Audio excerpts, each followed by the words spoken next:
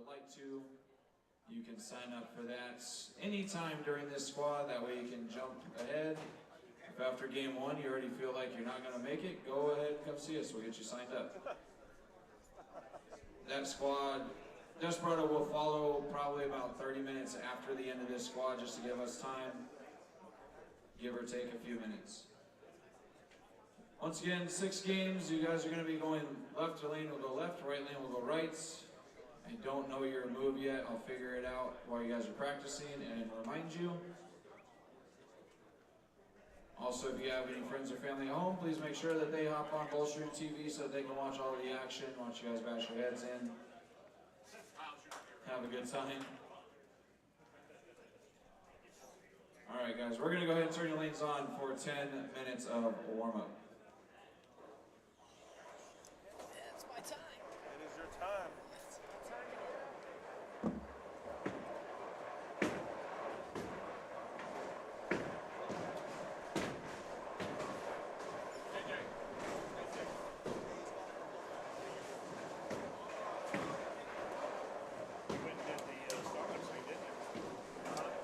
Starbucks thing, didn't you? I got some tea. Oh, tea. But I did go there to get tea. I feel like I need one of these in my life.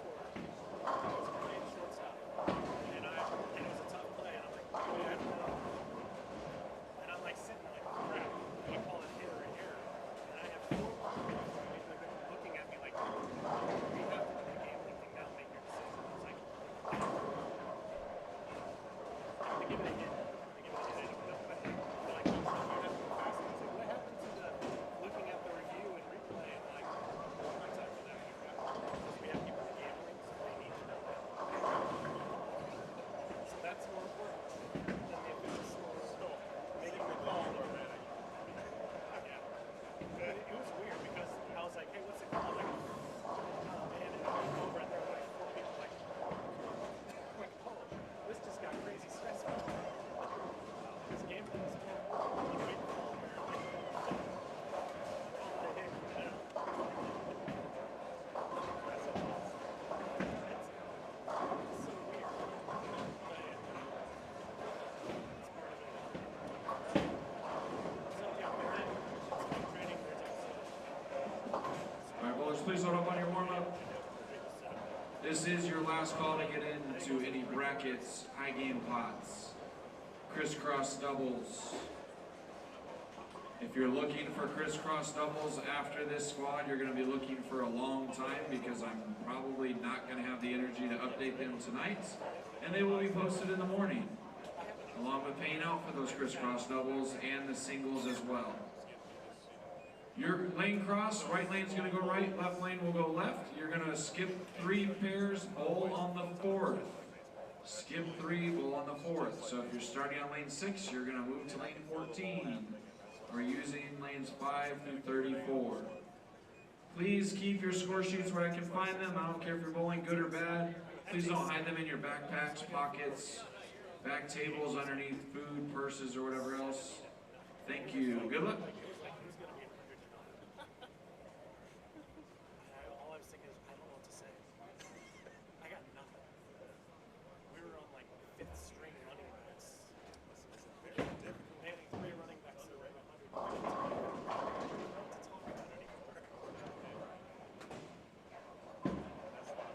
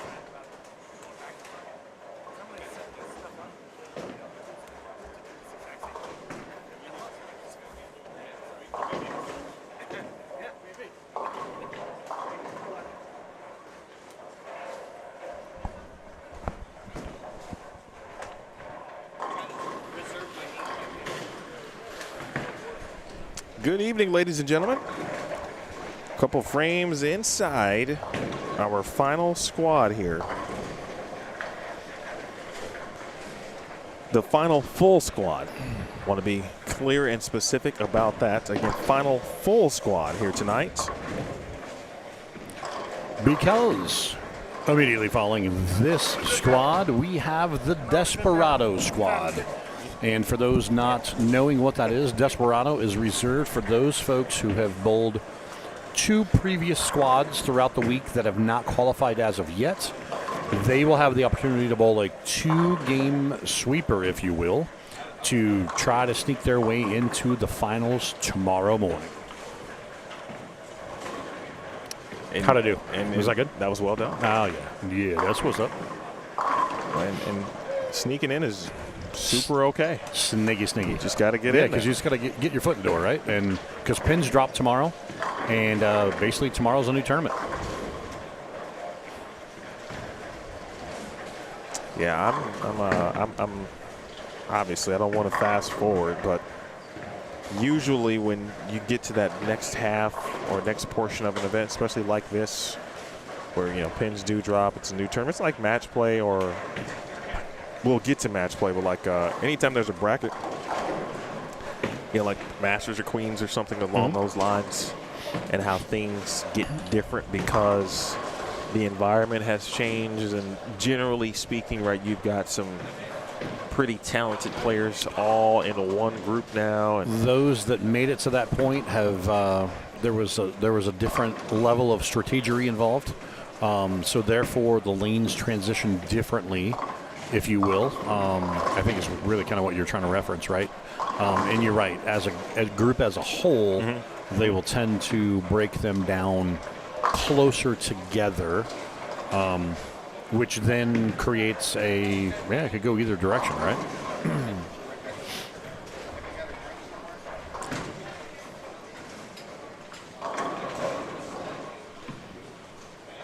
And so we are, looks like 3 in a pair is kind of what we got jamming here from what I'm seeing. I think you're right. Yep, looks like 3 in a pair crossed it. So we've got 5 through 34 is what we got cooking this last full squad of the Agent Ong Open the Trilogy. Keeping an eye on Brett Wolf tonight. Yeah? Well, yeah, he was, forgot when last time we saw him. I think he bowled a sweeper maybe 2 nights ago. Yeah. After that first one, he's like, nah, I'm out. Yeah. Go ahead and get home, get some rest. He's the lead instructor, excuse me. That was an interesting lead, by the way, from 10K. Did you see that? Yeah. It was like the 5 through the slice through the middle, right? Through the 2? Yeah. Yep. Yes. Like short rail, long rail? Whoa.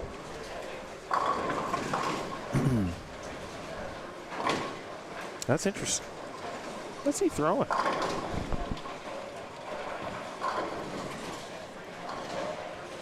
right, so he's throwing what? Looked like a house ball in the spare shot. Either way, from the Brett perspective, head instructor at B3 Performance, and I feel like we've seen some lefty success in recent squads.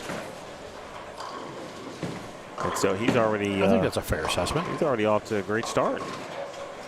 The one thing I've learned about Brett in my time being able to, cover events like this where he's participating, you don't really fool him multiple times. It's like the fool me once, shame on me, fool me twice.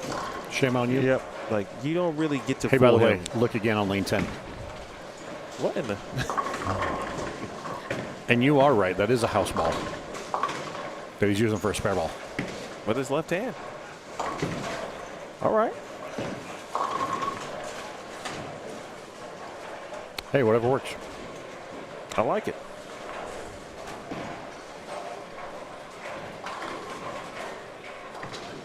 See any other good people? Jason Cragen, I see him bowling. He's left-handed. Okay. He just got off the lanes the last squad. Yep, and one surprise entry, Kyle King. First time we've seen him all week. Someone, Fitz told me he was bowling. Yeah, okay. All good.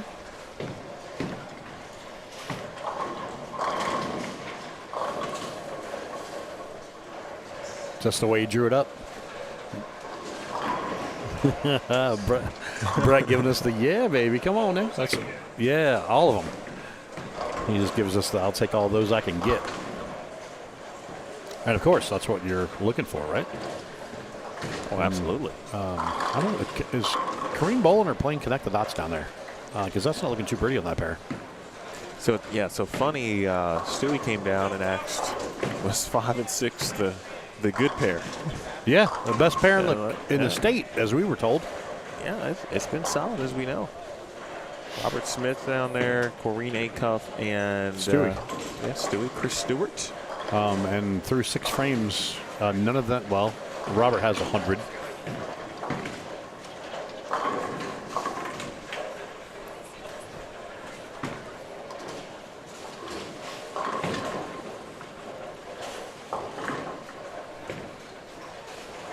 Foster down there, along with Jessica Nosbush. I asked Jessica, "Are you bowling again?" And she said, "Yeah, I did the early bird. So I signed up for the early bird. I think she got a X amount of squads within that. Yeah. So she's bowling for some side action."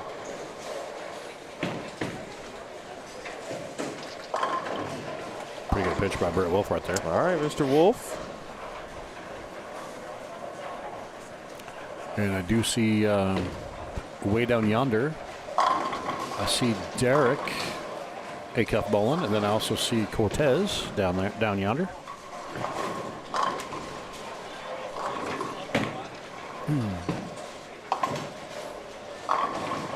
Eddie Van Daniker. I see Buddy.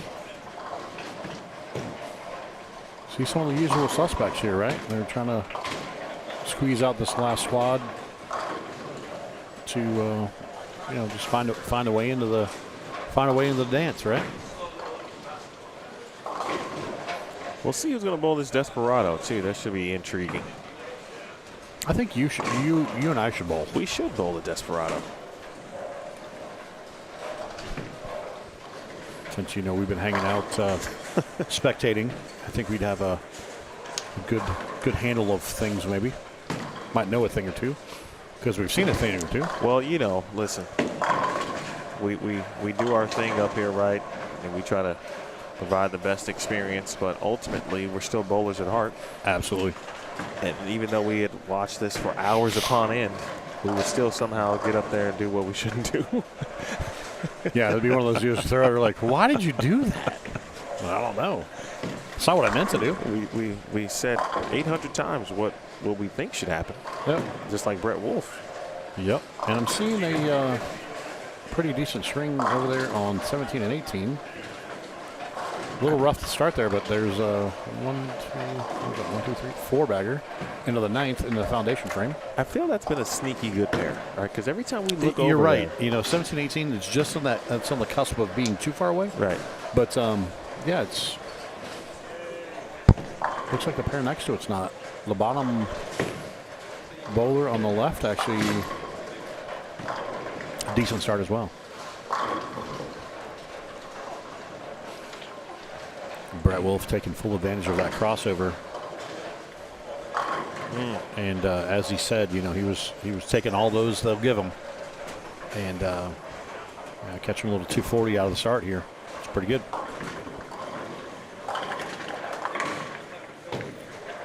Get K Duster in there. Yeah, he can handle it. Kyle, you're good, right? You're not bowling. Well, clearly you're not bowling this squad.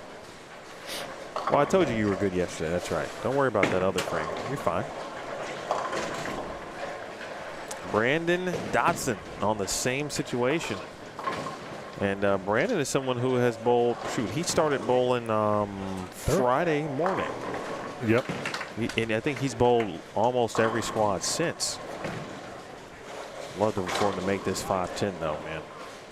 That's a really good game. Give him a little bit of hook. Give him a little bit of hook. Oh. That's it's okay. All right, though. 2 team. That's a Take solid, that. I'd take that to start. solid 214.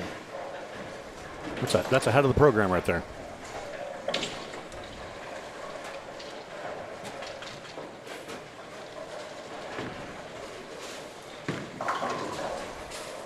So 245 from Brett, 214 from Brandon Dotson.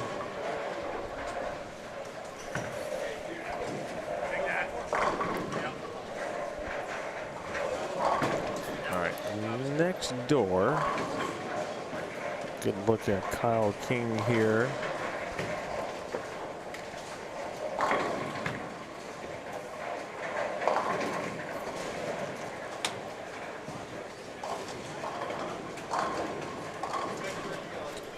All right, so Kyle's got his work cut out for him.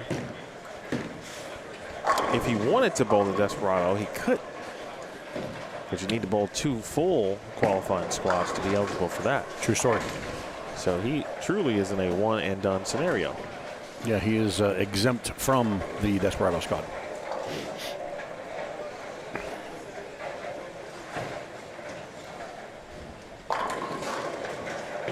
Stewie down there is going to be in the 140s, 5 and 6.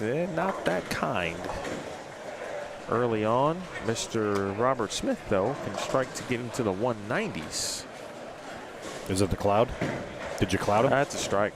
It is not a strike. This is not a strike. It is definitely not a strike. So, 189 won't be too but bad. still, yeah, buck 80 something. Again, Robert won a U.S. Open. Robert's won some. He's grinded out some major victories. So he knows. It's just the thing being the. We've talked about it a little bit before. Man, there's an age thing, right? Like he doesn't quite throw it the way he used to, and it's the. Being able to repeat shots and do what he wants to do. That's why he's talking to himself a little bit more. Right. Him and I have had some chats, over the week, and you would think that think about his credentials, and yet here he is still trying to get into the finals. Yeah, because I don't think he's in yet, is he? Mr. Smith? Yeah. I don't think so. I think he got close. I think he had a bubble-ish a bubble number, right? It's be a big finish here for Kyrene. 2 more here puts you in the 180s. What were you kind of refresh my memory on what you guys were conversating about with regard to how to get her ball to the 1-3, like what she was working. We were talking about she was one of those early players to kind of bump in a little bit, kind of be around the track. Yeah, and it was one of those deals. She had mentioned, she said it's kind of wild, right? She'd been, because her husband at that day was chiming in with us on the through the stream, through the chat, right? And now he's down there bowling, so he can't watch her. He's down on the other end. But I was talking about her ball speed and being able to get soft and roll it. And she talked about the stuff she learned on tour this year, being out there full time. But there was a time where she threw it slower in college, I guess. So they told her she threw it too slow, so she learned how to throw it faster. And then she told me about, I guess she had a surgery. She had a trigger finger. Yes. So they did the tendons in both her middle and her ring. Mm-hmm. And she's thrown it firm since. Well, now everybody's harping on her to, hey, can you throw it slower and roll it? So she's like, I'm trying. She goes, I'm really trying. I said, no, I get it. But, and I think, honestly, the more I watch her, and it's one of those deals of how she's going about it, right? It's close.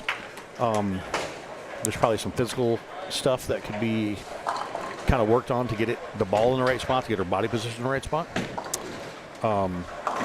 But yeah, she was talking about her bowling balls and this and that, and again, not one that's really a big fan of urethane, but she did talk to it, and obviously we had talked in there, and her husband had talked about more flare and a bigger ball. So she does have that. I know she was throwing some different stuff down there to start and practice. Ultimately, it looks like she ended up in Thane.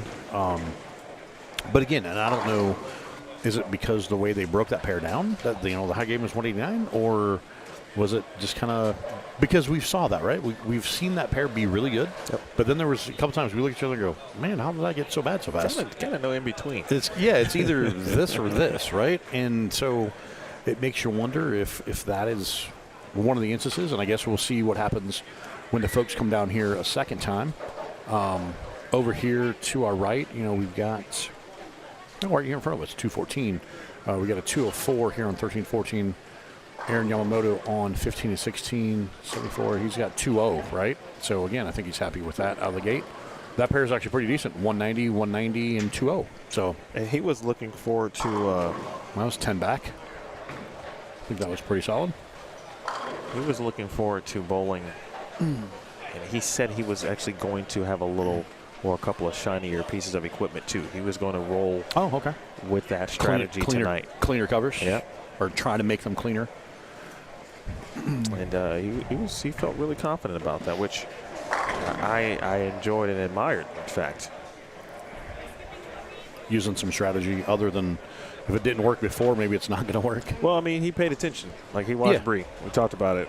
And, she set a tone. Hey, look, there's Darren Tang. There is Darren Tang. And he's back for punishment. Quote. He's already in. So I think it's just it's a fact-finding mission for him. Probably got some action going with bracket sides and doubles and whatnot. Hair's looking on fleek, though. Hair's looking good. Speaking of hair, Keith Fong, his hair is always stylish. See what Keith Fong has got to offer. Looks like I haven't seen Keith all weekend, so this is his first time. I was going to say, I don't think I've seen him yet. Yeah?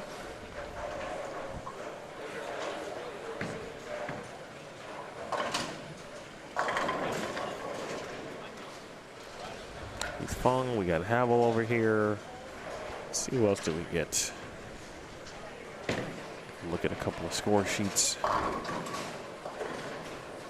This is Robert Smith going down to 13 and 14.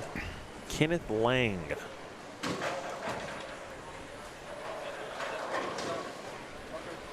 Mike Jones bowling again, so that's 3 consecutive times.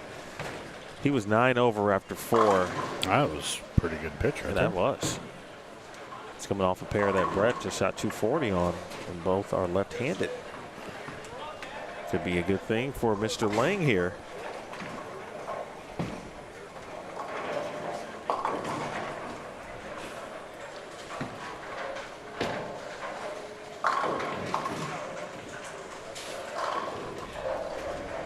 Hope everybody is doing well tonight.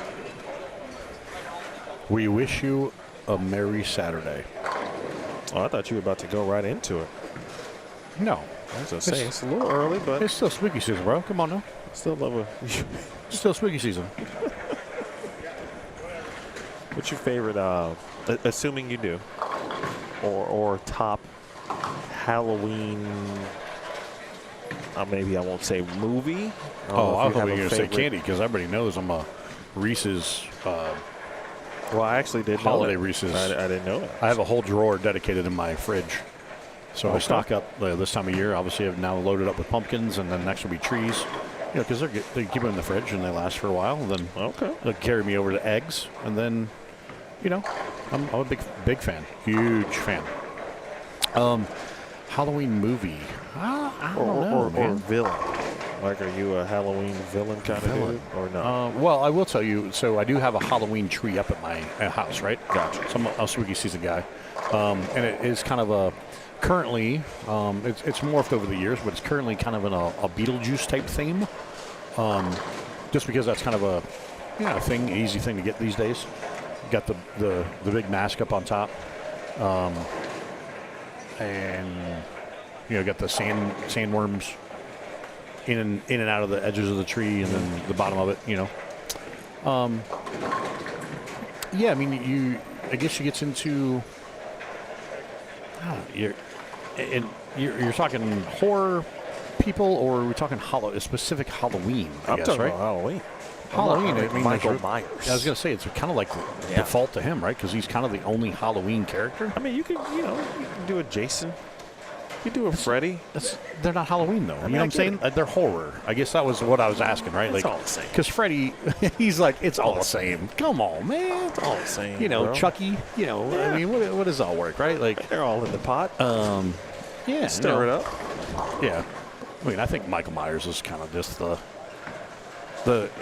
And no one's messing with M squared, man. yeah, you know, what's funny is and we're going to tie back to football right quick, right? Those paying attention, again, we know the Raiders are not that great, but Ashton Genty, right? He was drafted. The kid was a stud running back. And if you've paid attention, he's actually back to his Michael Myers stance in the backfield. And that was when he finally busted the big week a couple weeks ago with like 180 yards rushing. Because that's what he did in college. He just kind of stands there in the back, hands by his side, not in an athletic pose. So yeah, you can look it up. It's a thing.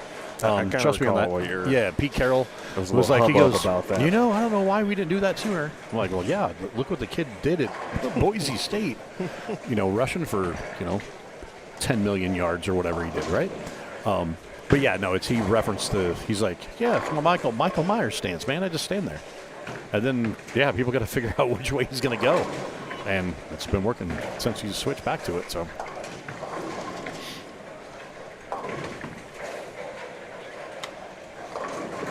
Oh, tickle it, touch it. All right.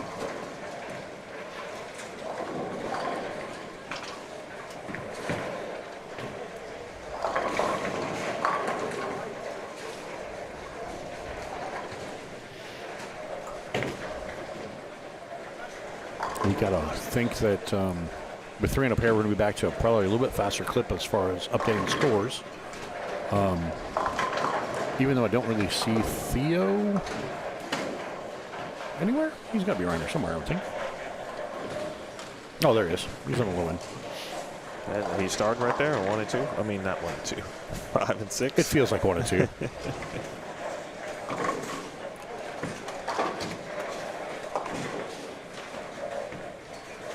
It's before you get to 6-7, right? That's where 6-7 mid.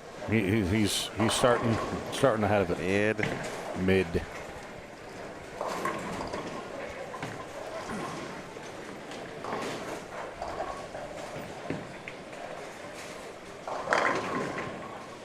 That's a pretty good pitch there by Gabe.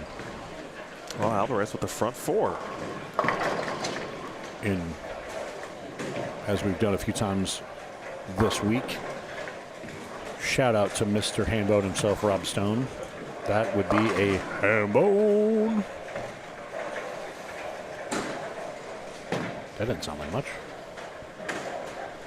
That's one person to keep an eye on, though. 9 out. Or I like to call it 9 split when it's that way. For Justin Sims.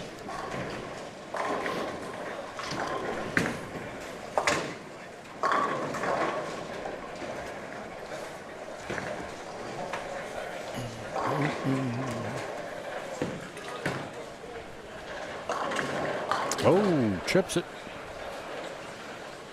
Interesting start here for Havel, but he's working through it. Pretty good pitch right there. Playing a little bit right of the track.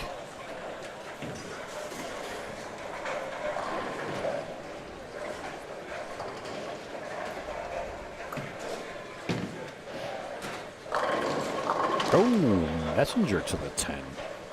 Like that.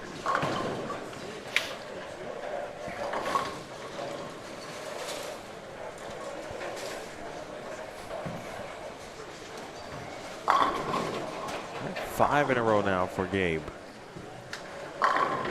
Yeah.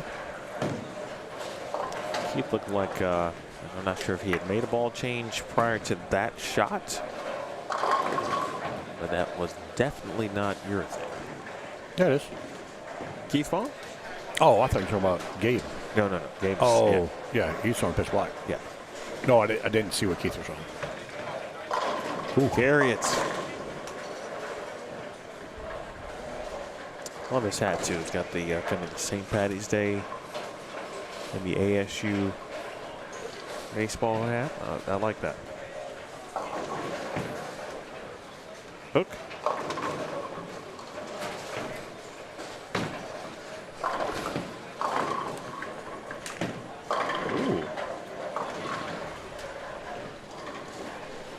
Schlemer, random question for you.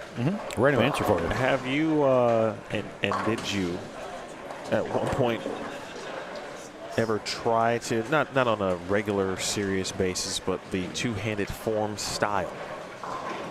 Like when you got to understand the movements and, working with Belmo and, Kyle and All other the players, different guys. Simo. Myself? Yes, just No, because I'm too old and too fat.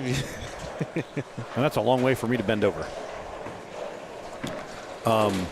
Yeah, no, but learning it right and learning the different, learning the different body positions, right? Like, because again, it's a matter of is a two-hander cradling it? And what I say by that is, do they have their hands swinging the ball in a cradle? Is it a kind of a grab and tuck? And then then you got to figure out the hop step in there. What's the leverage spot? What's the load up spot? And obviously I would be able to explain position enough when working with them. I myself couldn't. I mean, again, I'm old and fat and never was, even when I was younger, never was that flexible, right? But yeah, just being able to help explain that. And that's always been the big thing, even to this day, working with two-handers, right? Of helping them understand the body position. And again, everybody's different, right? So some people, even though they throw it a certain way, even two-handers, they have limitations. And maybe can't adjust too much more off of it. So then it's okay. How do we build around what we have going on there, right? Like, so that's the thing. Yeah, I mean, I've tried throwing it two-handed a couple of times. Yeah, no, I went through a stretch many moons ago where I threw it one-handed. Just kind of the scoop, because I was big enough and do whatever. Yeah, all good. How about you? You ever throw it two-handed? Yeah, dabble. Just to feel to some degree, right? Feel what it's like. I actually do it a little bit more now when I take the kids bowl. Gotcha. It really feels like that's my true excuse to just go ahead and Give it a whirl. just see what happens. Try to be like Gabe Alvarez here. 3-6. That one immediately. Trying to wave that one to lay off. Or wave it across over. Like that's the deal, right? Like you got to get it to the right. Like we saw Brett capitalize on a couple, at least the one crossover. I don't know if he had another one, but yeah, you just got to get it to, as I've talked about from the get-go, right? You get it to a spot where you want your miss, if it's up the lane, to at least cross over or at least get to a spot where it pushes pins down enough that you don't leave a design. Because again, you see it to 6'3", 5'3", 4. We saw some 44s. We've seen some, 61s. There's a 62 over there. And I reference that. It means a 6'2", right? Like that's just in reference to, the count in the top of the box. Yeah, you want to limit those types of frames. You're looking for slashes and X's. That's not dashes. We want slashes and X's is what we're trying to connect.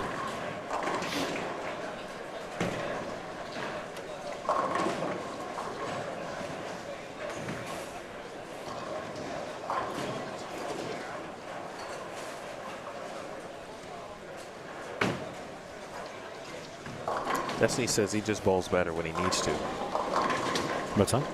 Destiny, speaking of Gabe. Oh. Says he just bowls better when he needs to. Okay. And I like that theory. When folks can just, some people do have that they've got that ability to kind of. They have that switch. Turn it on. Or that lever, right? That's a true blessing because not everyone has that. Oh, negative.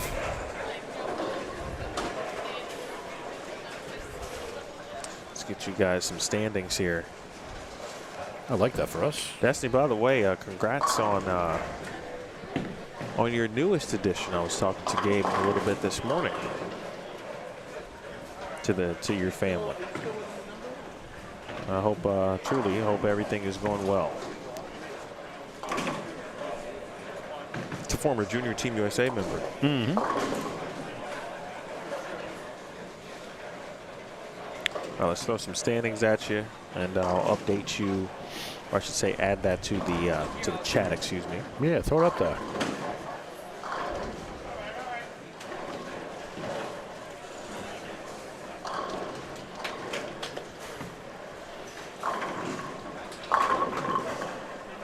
Throw it up, E. He's about to throw it up, E. Look at you. Look at you. You just taking me all the way back today. Man, come on. Okay. Maybe that is your thing for Keith. Unfortunate for Gabe there. Now I'm thrown off. As it exits the pin deck, it looks like it's something else, but I think it just might be the I'm catching the oil streak on his bowling ball as it enters 1-3. So it's definitely probably a thing then. Doesn't matter which one. Yes.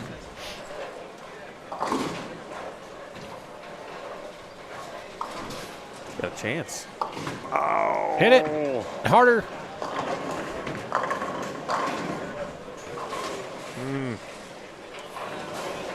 What did he have the first game?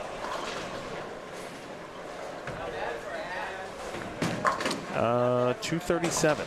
Oh, nice. Out the gate swinging. Gabe Coming in Alvarez, hot. along with Michael Haugen Jr. Also right. 237. Brett Wolf's, of course, 245 that we saw. Clary's 227. Joshua Brown, 213. Josh Malloy, 206. Eddie Van Daniker, 206. Buddy Lucas, 205. Justin Sims and Aaron Yamamoto, 204. Keith Fong shot 202. Vincent Noshbush, 195.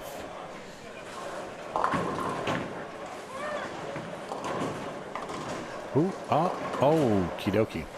That is the 1589 for Howell. It's a smaller squad, but it's a relatively consistent squad. Yeah, 17 players of 190 or better. Out of 29. That's pretty solid. I feel like we're missing a person here. Oh, we are. There we go. Okay. It's 43. I'm like, that didn't add up. Yeah, too many lanes for that number. All right, now that I hit refresh again, we got Jessica Noshbush up there at 213. Every time we call her name, it's for good reason. Well, except for the scare. Correct. She said her pride took a little hit. I said, "You good?" She said, "My pride isn't, but I'm fine." I'm just glad you didn't fall down. Absolutely. That game started really well for Kenneth Lane. Oh, Gabe, come on, man. Come on, man.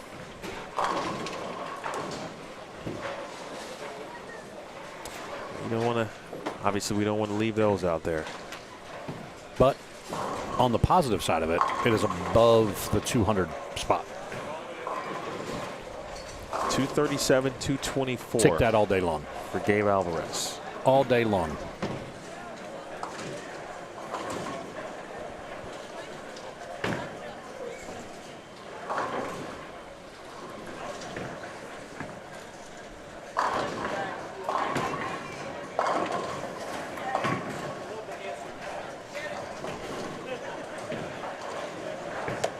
What is going on with Derek?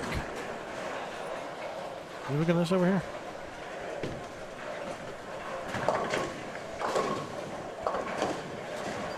Oh my. It's one mark through 8 frames. Well, number one, I just hope he's good. Physically. Well, I got to tell you, now, obviously Derek is a really good player. This pattern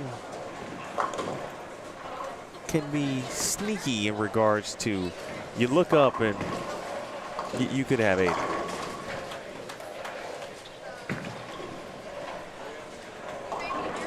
With that said, we watched him bowl earlier, and especially earlier in his squad, he looked extremely comfortable, especially on the fresh. Actually, he got out in front.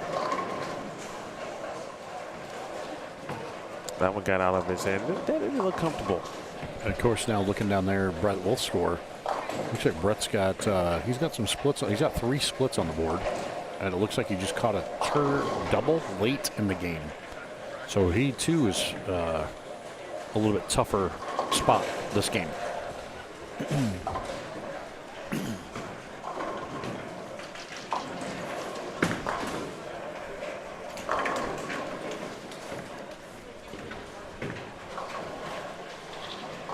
Dave Inoshita with 183. And with the cool green ASU cap. Good spare there for Acuff. Robert Smith trying to get to 224. That's his max. Oh, nice little break there. Breaks all around here in game number 2. Oh, look at our guy down there.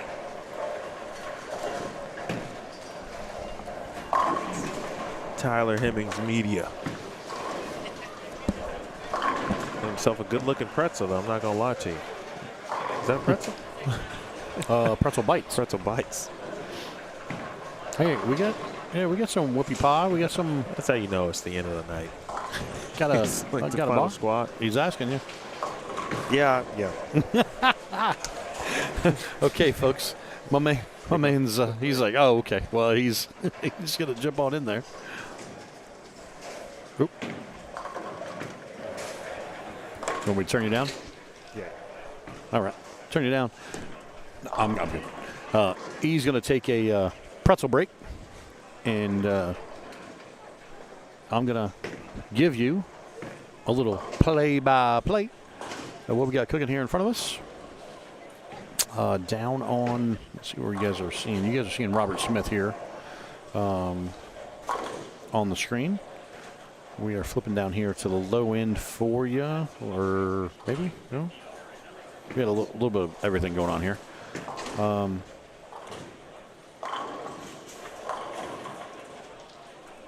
C Bowler putting up one, looks like 2-0.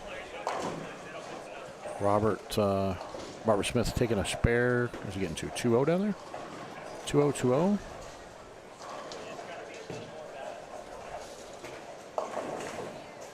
Oh, Robert had 212. Derek, he's dazed and confused. I think that just happens, right? You get to this point in the tournament. Maybe, I don't know if you thought he had some sort of look or a thought. Yeah,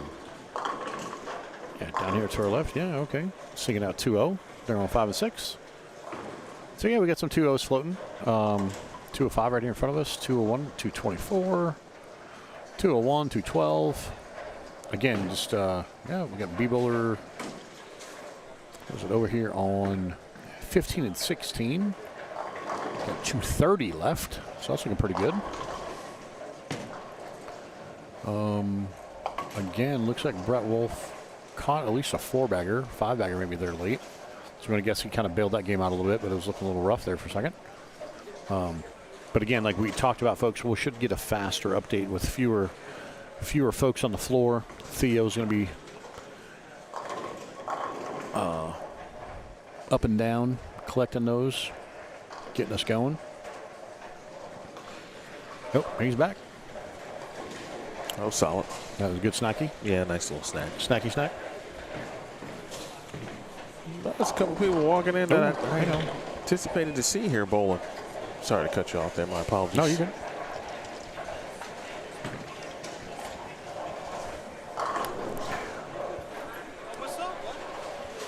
So we're going to get some Cortez Shank here in front of us, looks like.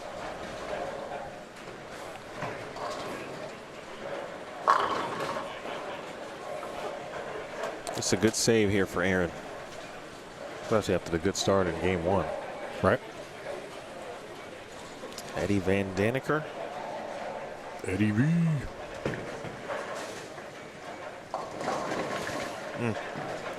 Bum, bum, bum. Boy, it just feels like Justin Sims going to catch 190 down there. That's all right. yes, a lot of folks just trying to get to the finish line of the squad already. Like it just feels like Yeah, it it's just almost started. It's like a press, right? We're just trying to get to the finish line. Let's just come on, let's get there. Yeah, trying to get there, and they just finished game 2.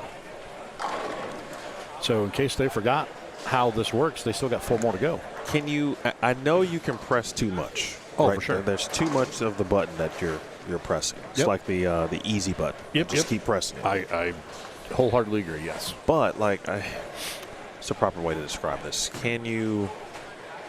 And it's a mental portion of it, right? Because you come out and you feel like you have to. This is the score you have to get. Right, it's the last squad technically. Still got the Desperado for those who choose.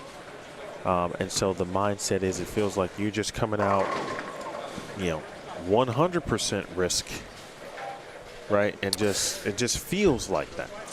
Yeah, and again, you're right. You're spot on, right? It's a mindset thing, because when you look at the big picture here, you're starting the squad and you know that you have to beat, 51 or 53 under? Like, that's your target. That's all you have to do, because tomorrow the pins drop. So you're not coming out here trying to set the house record or, light it up. You just have to get as many as you can get off of that pair, and know that after 6 games, you have to average like 195. You know what I'm saying? Like, and again, how you get to there is, it could be a roller coaster, right? As we've kind of been beating it to death, but it's the deal of 180 should be your window, even if you shoot 175 and you bowl 2-0, next you know you're even. So that's in the window where you want to be. You just have to, like I said, the damage control aspect of not letting one of the pairs get away from you. If it's playable, right? And again, with only having 3 in a pair, and we're only give 2, they're playable. They're not impossible, because we've seen scores come off of the pairs, whether the first game or all week. And as you mentioned, it could be some different, like you mentioned with Aaron, I guess, right? Like changing a different philosophy of maybe having a couple of different ball options that wasn't planning on, as opposed to the way the week started, or the first couple squads. I think it's bottom line, it comes back to mindset is really what it is, right? Oh, watch this Josh Malloy shot after the 2, 4, 5, 7. All right, so, and it's slowed down. But another example of, first of all, he threw that shot amazing. Great physical game. But his laydown was, just left of the gutter, so he got into that track area pretty early. Well, the 7, right? I mean, that's just perfect. And that is maybe the straightest through the fronts besides Josh Kennedy. Yeah. What was the other taller guy with glasses? That threw it kind of in that same zone. Also wore a glove. Dylan? Oh, Dylan. Dylan. Yeah, Yep. yeah. Dylan's kind of in that same window, right? Yep.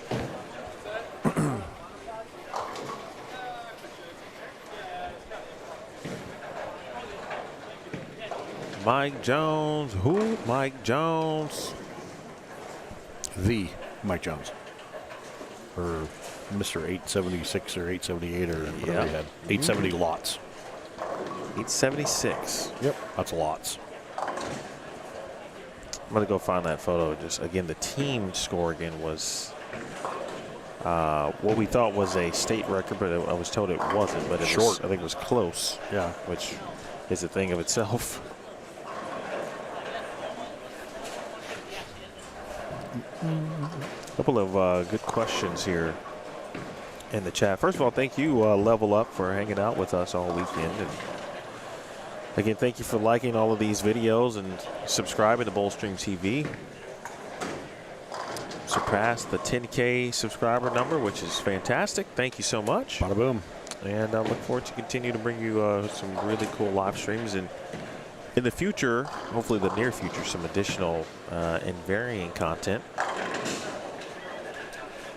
I don't know if it'll be on the old vlog level, but something different. But you could. I could. You could be that guy. That'd be intriguing. Very interesting. Wow. I flushed there for Mr. Flora down on 7 and 8. But that was that one hit hard. That wasted 0 time getting down to the 1-3. It sounded like it weighed 30 pounds. An explosion. Boom. Jim Ward. Let me make sure I got my questions in order. First of all, level up. If you click on the results page on that pinned link I talked about, if you hadn't done that already, that'll get you the roster for this particular squad. Unsure. Oh, he's got a sneeze, hiccup, choking on air kind of thing. Yeah, absolutely. Nope. All right, I'm gonna step out here once we get E back in command and in control. My man's choking on water right now, so we're gonna hope he survives this little spell. Yeah, it's gonna be interesting to see Cortez again trying to play in. He's playing inside of the track, and again, it's gonna be a touch. It's gonna be a feel. It's gonna be. Yeah, we'll see what he's got moving forward, right? Here in front of us, Clay Reese, he's a 2.810 and he backs it up with a big 4, so that's going to make it. Means he's probably fighting it a little bit there. We'll see what's cooking with that. No, I'll pass this off. Oh, wait a second. Oh, all right, my man's. He's going to have to take a TV timeout. We're going to give. This is E. Yep, this is E's, and we'll put this third one on. That's you. Yep, he's having just a little spell. You guys got him all choked up. He appreciates that.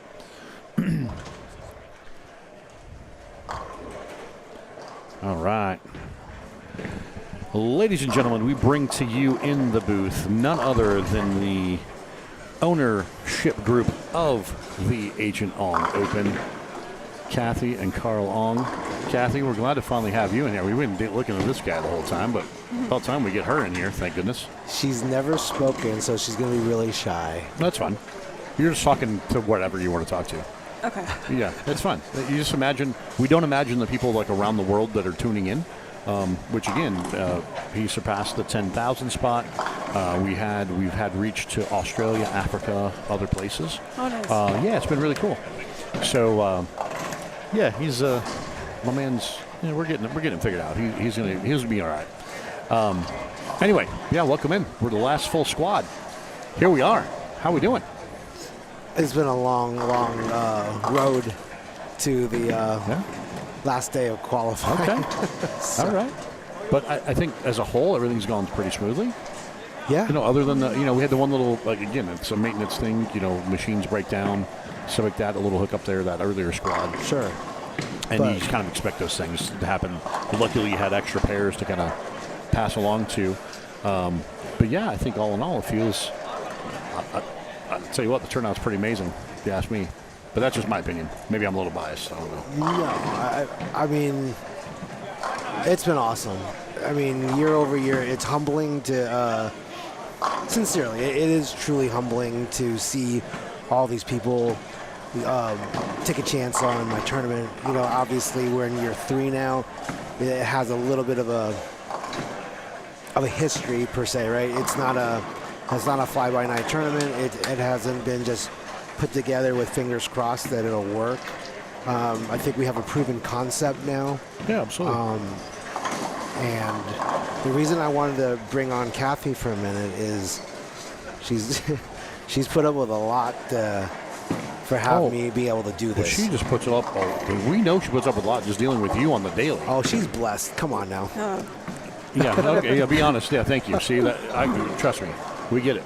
But no, yeah. What's your take from the side of it? It's obviously it's a year-long thing to get to this spot. Yeah, it's a lot of work. It's a lot of work. It is crazy. It's kind of crazy, right? In the world of bowling, you think, oh yeah, we're just gonna have this tournament and people are gonna show up and bowl. There's just so many elements and so many levels to it, and you've been a part of that journey. Right. Well, what kind of insight would you like to share into, other than having to keep him in line and Like, hey, do your job. It takes a lot of patience. And that's on the daily anyway, right? Like, Right. that's just kind of what it is. Gotcha. For patience for me or for the tournament itself? For you. D, all of the above. Let's get that square right there. So I think at this point, where are we at as far as head count, as far as number of entries in comparison to the first 2 years? Are we at the same spot or in the same window? We are ahead. Ahead. Okay. So that is growth. It is growth. That's all. We thank Kathy for that. Yes. Yeah. I mean, yeah. she has no problem taking credit. It's for, her patience that allowed it to keep going and doing the thing it's doing. Yes. Correct. Yes. You're welcome, everyone. Yes. She said Amen. you're You're supposed to. Hey, this is your world. You. By the way, there's your pictures on the tables, like Right. on the little tent thingies. I mean, it's awesome. No, we wanted to come on here for a moment as we get ready to kind of figure out the final cut score, and it was one of those things that, you know, Kathy hasn't been able, she hasn't wanted to be in the booth, or she's kind of That's fun. the silent partner per se in this venture that we started 3 years ago, but wanted the world to know that behind the scenes I do exist. She's She does she's very much a part of this. She She does is very exist. involved. Yeah, there's a lot of things that go on, and even like this week, right? You were handling some of the merch stuff and Right. some of the other events. Tell us how that was going. You guys had Pretty some good, T-shirts yeah. and other things, and Yeah, I did a lot of raffle tickets. yeah, raffle tickets. We've seen quite a few of the Agent On T-shirts and jerseys. Yeah. No, the support has been absolutely amazing from not just the local contingency that lives out here in the Phoenix area, but just so many people from all over the U.S. and in theory over the years around the world. And it is truly humbling for my family and I, and you know, we can't be more thankful for the support from everybody. And just thinking about that, like, and so this might be something that maybe you do it already. Do you know the number of states that are accounted for? Like, I'm just sitting here thinking, like, okay, we got Utah, we got California, we got Nevada, New Jersey, we've got New New York. Mexico, New York, Maine, Massachusetts. Yeah. I mean, that'd You be know- something to kind of keep. Like, how many states are we clicking off here with each event, right? It, gosh, Oh, did you tell her what's happening from the deal earlier? Did you talk to her about that? what is that? The taking this on the road. I know she does not know again, about Theo and him, we know you're the final boss, so we want. She's the rock. We wanted to bring that probably because it came up in a chat room of hey, taking this on the road and that whole thing. So I don't know if you want to put some suitcases together, maybe Yeah, figure I'm out all up for another- traveling. Okay, see? Again, final boss has spoken. All right, just throwing it out there. We didn't. You had a lot faster answer than him. He's like, oh, gee, I don't know. That's a whole lot. There's a lot of work that has to be done. And then Theo walks up. He goes, man, do they like us? You're like, no, they love you guys. That's why they want you to go take this show on the road. Yeah. She's just in it for the travel and the Yeah. she thinks it's the vacation. She's the final boss. You haven't learned this by now. Do I have to tell you? How long has do it I been? have to teach you everything? 18 years? Come on, man. 18 years we've been together. You already and, learned that. You should learn that by now. Come on. Yeah, you think. Yeah, exactly. Some people's kids, I tell you, it's tough. I've known Chris longer than I've known you, Kathy. It's not what we're talking about right now. We're talking about who the boss is, and she said, "Okay, let's go. I'll get a suitcase. Let's roll." Yeah. Is there a particular city that wants us first? How about that?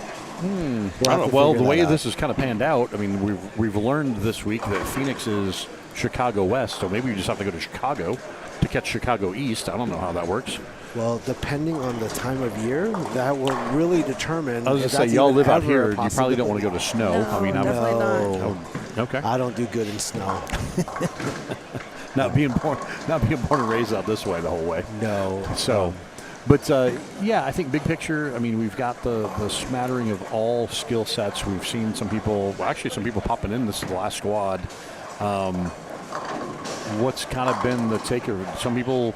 I think the one thing that kind of came up a couple times is Ponzo, your defending champion. He's not in yet. No. You know, and so I think as a whole, right? And I made mention of this in the stream today, yesterday, in reference to the tournament itself as it continues to grow. Not one of those things of, oh, hey, the same people are going and the same people are making the finals and the same people are winning, right? Right. I think speaks volumes to the whole thing here, right? No, and that's true. I appreciate that because nobody has been in my finals twice. Like in regards to like at least the step ladder, I should say. And into the step ladder. Gotcha. Yes, yeah. correct. Onto the show per se. Gotcha. All right. No repeats in that aspect, but I mean a lot of returning players that will be in the cashers round tomorrow because they basically play until they're in, or you have outliers like Anthony, like Simo, right, where he comes in and just knows that he's gonna make the cut. Again, you have people that have that different mindset. Well, another surprising one for me, honestly, is like Robert, right? Like Robert's still bowling right now. He's kind of in that bubble spot, right? He's in that bubble spot. Like first year, he made I think to the round of 16 or 8. Right. Robert, the first year we had this, the inaugural. Last year he missed my cut. Okay. He was outside looking in on Sunday. Okay. And then he is now officially in that bubble position. Okay. Or very similar. And that's why he's playing right now. Yeah. I mean, he also bought the early bird, but he's positioned himself for the 6 o'clock squad on purpose for the sake that he was either going to just kind of phone it in, he was way into the cut, and just kind of go through the paces and just try to figure pretty good things right out there. over 6 games. Front 5, here on 9 and 10. Calvin Hugger. Yep. That gentleman can bowl. Well, everybody here can bowl. That's why they're here. Fair. And then Ben Perry. Yeah. Benny Baga. Yep. So yeah, we'll appreciate you guys again. It's been awesome to watch this come to fruition, right? From just chats and discussions to now this is the 3rd year. By the way, they're looking final boss. We're working on names for the 4th year. Oh yeah. We've enlisted the assistance of the chat to get some ideas. Oh, That's that'd be something awesome. we're going to work on. We spent a lot of time trying to figure that out. Yeah, so we're going Lots to of wheels turning. we're gonna work on that, and then it sounds like we'll have to work on what the traveling version sounds like, if that's a different naming system altogether. I just know there's suitcases involved wherever this traveling tournament goes. Well, just so you know, Kathy, you weren't here in the booth earlier. Some of the suggestions were Colorado, Okay. San Jose, California, Okay. Vegas, obviously. Yep. New could Mexico, definitely New Mexico, I think, was in there. was in That'd the be a mix. good one. Seattle right now from Jeff M. And Matthew says Texas. Texas is such a big bed of bowling. It's a big state, by the way. Yeah. It's a lot of landmass. It's true. And yes, they do have a lot of bowling there, a lot of bowling centers. Yes. But I never really considered anything but Vegas. I didn't think anything Oh, would. someone said Cincinnati. Wow. Well, Ohio. I'd say the Midwest, there's a big Midwest, pocket. There's yeah. a huge bowling contingency there. And I can attest to that, and so can E here, in reference to when we have Masters, Queens, U.S. Opens, predominantly when you're east of the Mississippi, you have more people because it's within driving distance from the East Coast. So you have larger numbers of bowling population. So, I mean, again, these are all places you got to figure out. First off, does my suitcase want to go there? That would be the way I'd foresee it. Like, okay, suitcase, is this where we want to go? And then you start figuring everything off of that. right. It's not the mentality of if you build it, they will come. It's wherever Kathy wants to go, it will go. Yeah. Is that Sounds good. Again, the final boss has control of the situation. Okay. Okay. See, we're going to learn you. We're going to learn you yet, Carl. We're going to get this figured out. I'm just really very slow, apparently, in this process. We're starting to see a collection of strikes here on some pairs. 5 and 6 is kind of grinding a little bit. 7 and 8 looking got some good stuff cooking. Eddie V Eddie Is that a Van 5? Yeah, that's not. Is that a surprise though? No, it wouldn't be. Not for. Again, sometimes it takes even tour. And Eddie, when I was out tour up, and Eddie came out. I remember he came out as a rookie, right? He was out on tour a little bit. Even your better players, as we're seeing, even like say Brett Wolf and some of these others, it takes a little bit to maybe see what's going on and then to execute it, right? Because this is not something you bowl on the regular. So it's not, oh, hey, I'm just going to throw this pattern down, practice on it, and then show up and like, oh, yeah, I'm going to make the cut. Well, no, you have to see your ball do a certain thing. Then now all of a sudden it's a mind process. Okay, my body needs to get here, my hand needs to get here, I need to do this. And then you start working through that system that you have. Eddie, prime example of that. Brett also the same, right? Again, Brett's bowling right now. I'm sure he's probably going to figure it out in some capacity. Yes. Brett looks forward to this event every year. And nice. Cortez converting the 4-9. And again, he's kind of on a grind, right? Like when we talked about him, he's not bowling a whole lot right now, Cortez. He was practicing, trying to get kind of game shape or tournament ready, right? But again, you can practice all you want until you get here, get in this environment, get on this lane surface with this oil and the whole thing, this lane machine, the people breaking it down with you. There's just too many variables you can't replicate. And now he's fighting, man. He's digging in. Well, this is pretty much the last 6-game walk opportunity. There's a Desperado coming up, but there's only 2 games. Which is only 2 games, and then some players, unfortunately, chose to do the one route situation. Now, everyone knows, if the 6 o'clock squad today was your first opportunity, it will be your only opportunity because Desperado is not. Well, they knew play that going for in. you. That's a choice they made, right? 100%. And I understand the freeze out mentality. You budget for X, and you're going to stick. You have to stick to it, and that's what it is. And I respect that completely. There has to be some confidence level there as well. And you just know, you're in or you're not. So, got it. But I can appreciate it. Kathy, what else are you thinking? I know you got something else you want to share. I'm good. You're good? Yeah. Okay. Well, I'm just trying to think of where we're going. No, see? There we go. Final boss isn't. We got this cooking. It's in the works. Well, before I let her continue to do that, how about I give my headset back to Emil and I take over Kathy so she doesn't have to keep implanting ideas of like Gear Up or Paris or something. Hawaii. I think that's coming. Oh, hey, yeah, now. Hawaii. You know what? There's too many New York. regionals there. We don't need that. We're good. Bowling is You're good. doing an opposite of that. You don't do it at the same time. They're only available in the same time, and they're booked. Oh, you already understand. checked? Yeah, I you looked already into checked. that Yeah, already, you already. yeah. Of course you did. You already reached out to the bowling center. Yes. Checked their calendar. Well, I was thinking of her. Yeah. And the first thing is that, you know what? She wants to go Hawaii. Where did the final boss want to go? Okay, got it. Yep, I see how this works. She's always first in my mind, right? Absolutely. All right, let's switch these up. I'll give this back to Emil and I'll take over. Kathy, Thanks say for bye. stopping in, Kathy. All right, we're going to do some headset shuffling. You all right? Tap on the chest. All right, my man. We're tagging E back in. He's I think he's good now.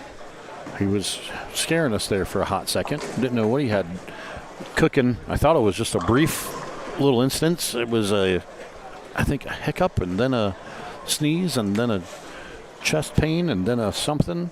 And Carl is here. And here comes Mr. E.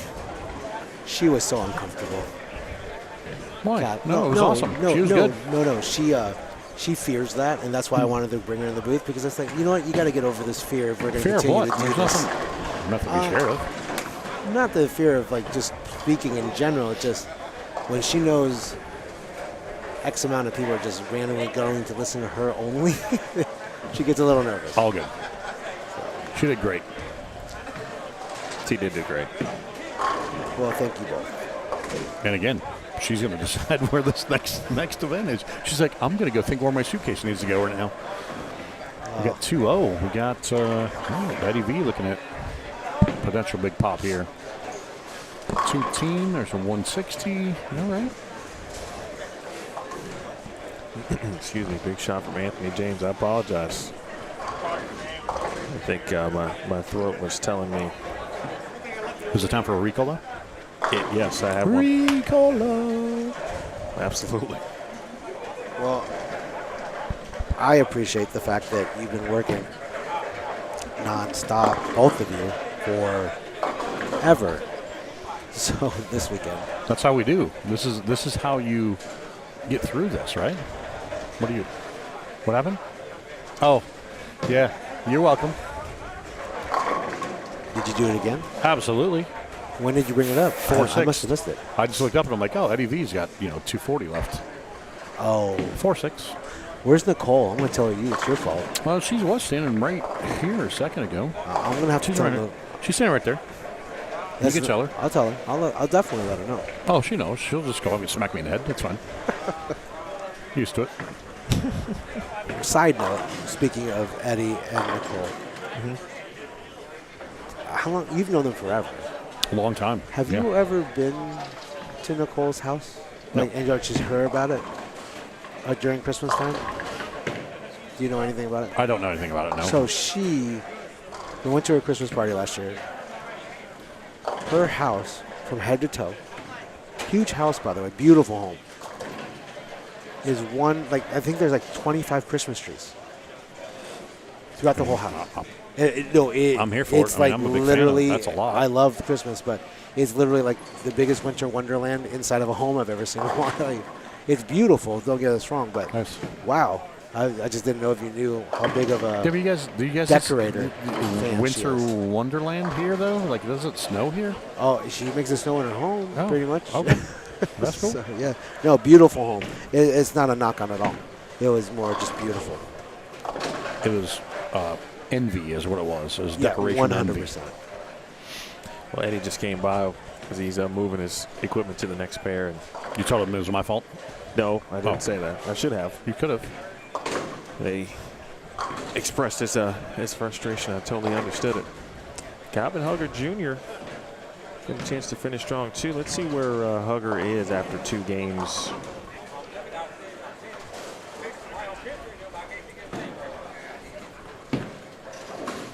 He is 49 under, so nice opportunity to pick up some pins here for Mr. Hugger. Leading after 2. Hug it out. Yeah, plus 61, Gabe Alvarez. Van Daniker was 27 over. He does add to that total, but left a few out there. Tez, I feel you. Like 70 there. Michael Haugen Jr. didn't catch his, I think he got into the 190s, though. He did double to the 10th. I believe so. He was 25 over after 2. Eddie Joe Torres trying to make a little run here. Clay Reeves was 12 over after 2. Brett Wolf, 8 over after 2. Keith Fung, 7 over after 2, along with Josh Malloy, who was bowling pretty well, as Calvin will try to have an excellent 10th frame. Just a single pin, we'll take that.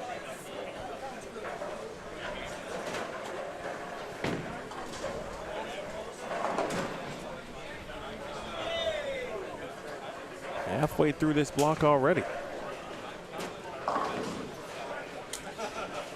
Yeah. I'm feeling about the same as I felt when we started. What's that mean? And that means that it kind of felt like there were people who had to pull on the full court press. It's out the gate. They had to trap, looking for steals, trying to get back in the game.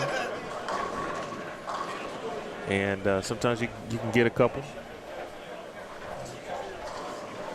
But Carl just doesn't give people doubt, man. I am focused on reading the scores. I apologize. I was not looking He for was it. just trying to give you nuts, give you appreciate, man. The aftermath? What do you think of that one? That was great. All right, Eddie Joe. He's coming off a 205 game overall, 5 and 6. Jason Gutzeit. Is it like Gesundheit but different? Well, first Gutzeit? we should confirm. Oh. Ooh. Oh. Ooh. Good Zeit.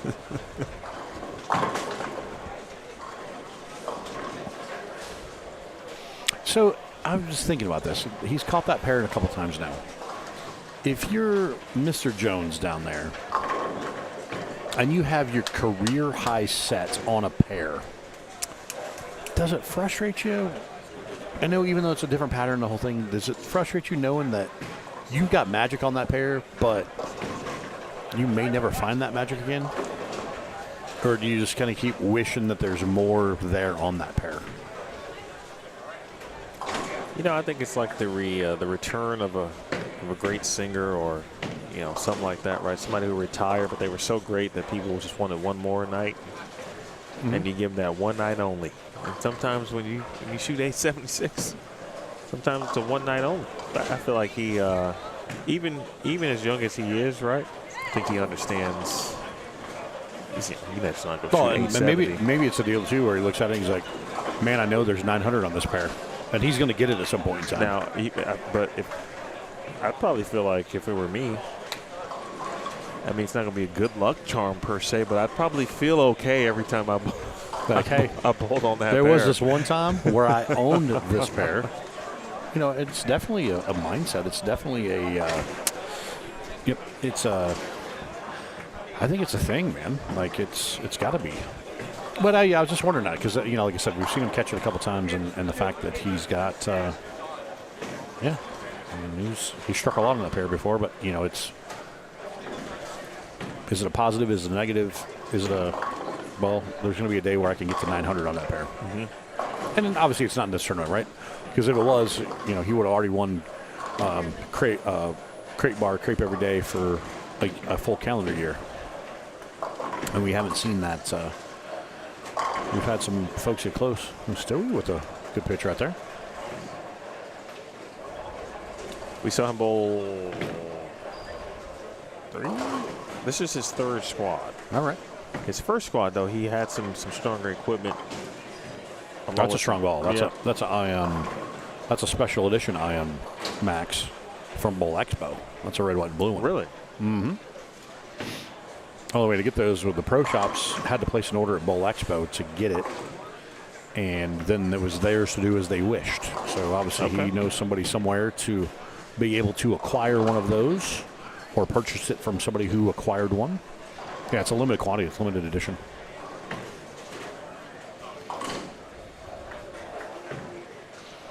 And we're looking at Jessica's here in the mix on 13 and 14. We've got some good players in this area.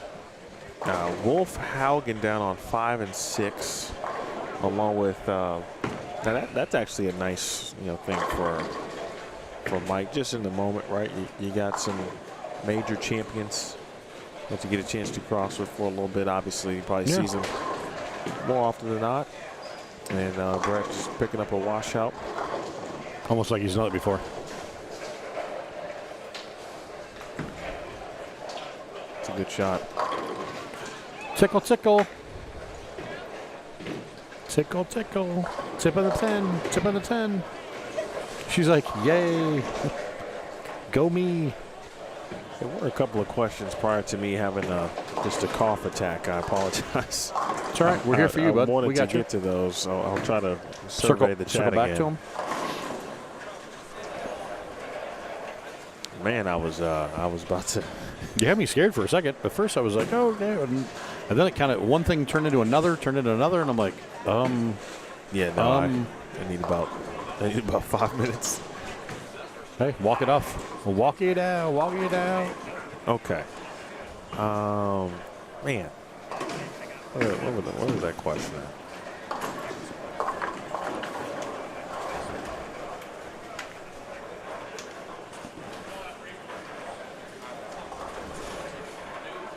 Oh, Jim asked, were there any differences, or is there a difference between the RSTX2 and the Gremlin?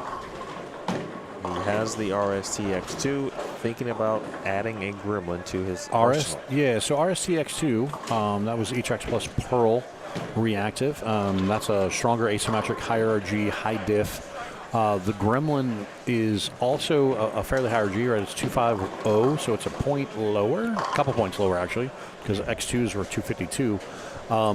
But the cover on the Gremlin is actually more aggressive. It's the VR1 cover, which is actually Versatile Response version 1. It is a chemistry. It's a chemistry additive to that cover, which makes it a little bit tackier, a little bit stickier in the mid lane, if you will. So if you were to drill them both the same, you would see the Gremlin as an earlier motion and a little bit more rounded, not as long and snappy. In reference to the reason why I created RST Hyperdrive was to try and get back to that X2 type reaction, right? Because to get an asymmetric farther down the lane, and that's why that one actually has a UR1 cover, which is ultra response. So it's a lot longer, it's a lot sharper off the spot. So the Hyperdrive Pearl is actually closer to the X2, but yeah, if you have an X2, you get a Gremlin, it's going to be sooner. But if you want a wider separation in terms of a Pearl, the Rockstar Amped that is coming next week, it features the Nanostar Pearl cover, which is the first time we've issued basically like a 50% nano load Pearl loaded, 50% loaded nano cover. So in comparison to some of the other balls, say like a Zen 25 or a Phase AI, those have nano as well, but there's a lot more nano in it. So in comparison, the Rockstar Amped would be, it's still going to get through the fronts, but it's going to be a lot sooner. And the fact that, it's 248, 249, so the RG is going to help pick it up more so in the mid lane than getting it farther down the lane. So hopefully that answers the question there. I think it did. Thank you, sir. Appreciate Absolutely. Again, he doesn't have a bad look. It's a matter of Craig in here. We watched him earlier today. He keeps it in the 1-2, keeps it in that spot.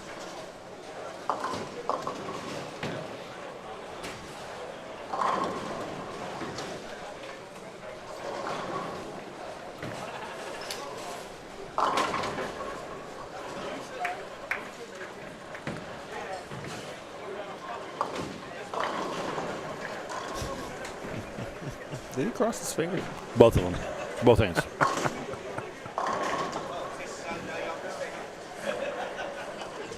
Double here for... What do we have scores yet for through 3? Let us find out. As we're... There's Theo taking a nap or something?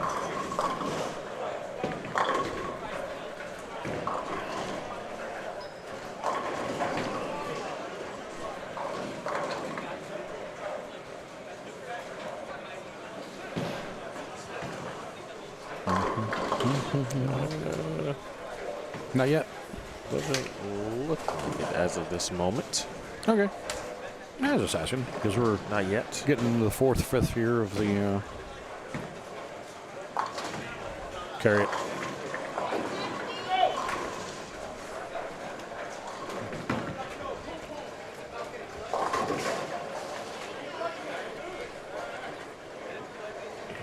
Taylor Espring came back out to bowl another squad, give himself an opportunity. What's up now? Taylor Esping came back out to give himself another opportunity. Hey, Joe Torres.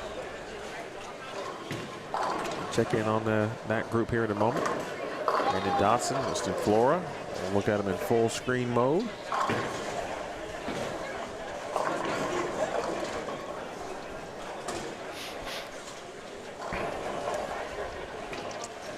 Keep an eye on Joshua Brown. That'll be one we'll take a look at. He's starting to put together a couple of games. 5 and 6 again with Jones, Haugen, and Wolf. Oh, Mike Jones might have an opportunity to just take care of business. Sometimes you just need that one game. It's interesting when we first started the tournament. First couple of squads, it was basically a tale of players with 2 with like a good 2-game stretch, and they couldn't quite figure out how to remain or at least achieve the same level of consistency across, 4 or 5, certainly maybe 6 games, let alone 2. I feel like that got a little bit better in squads 3 and 4, specifically 4 and 3, of course, featuring Jeremy McElliott. And as we've gotten into today a little bit, I feel like the consistency level is still there, but we have kind of seen more of the 2-game stretches again. Yeah, I agree to that.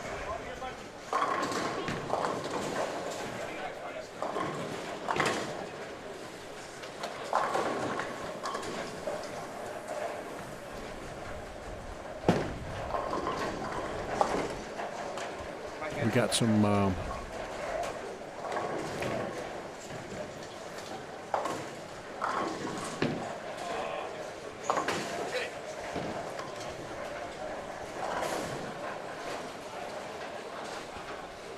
all right.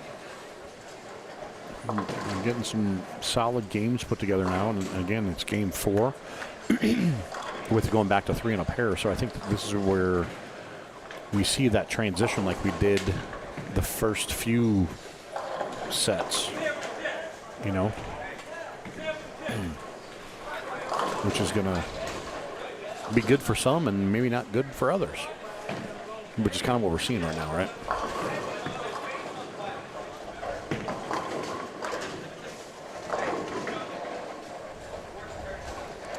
Brett Wolf can shoot 211. Great shot in the night. So he went 245, 163. I'm going to hit refresh again. Yeah, Theo was just walking by. There we go. Starting to trickle in.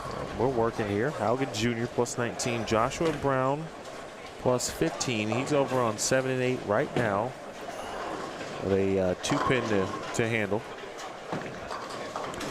Brett minus 2. Joe Torres starting to put it together.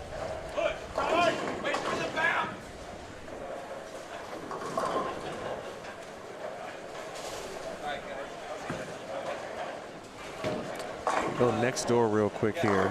I'll talk to you later. You're going to be around tomorrow, or are you leaving?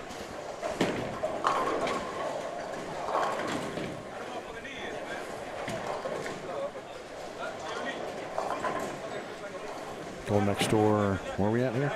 Oh, 13-14. Yes. Russ Foster with the strike in the 8th frame. He has gotten his act together here. Brandon Dotson actually started very well.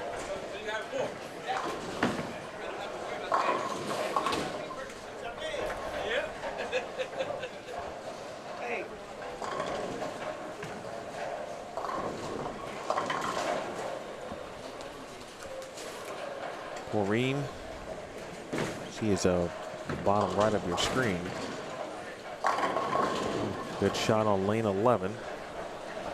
She wraps a 10-pin. Wrap down. 233 for Mike Jones. Let's see if that'll get him going a little bit. Okay. Of the scores that we have so far, a couple plus. Is that what, Mike? If you go to, yeah. Yeah, he didn't start well. Oof. Okay. All right now. All right now. Did not start well. So Haugen 19 over, Malloy 18 over, Brown 15 over, Aaron Yamamoto 9 over, Justin Sims 7 over.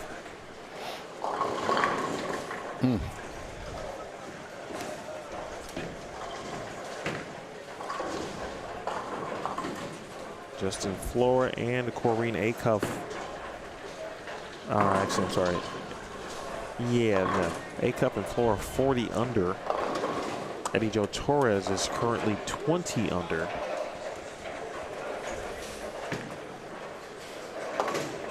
Stewie at 5-12.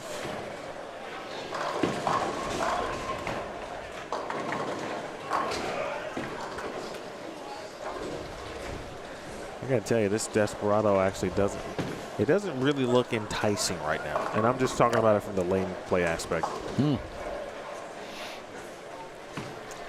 Like, I'm not seeing much that suggests like, oh, okay, yeah, that's back half of the block is going to be great. Now someone's going to get some spots.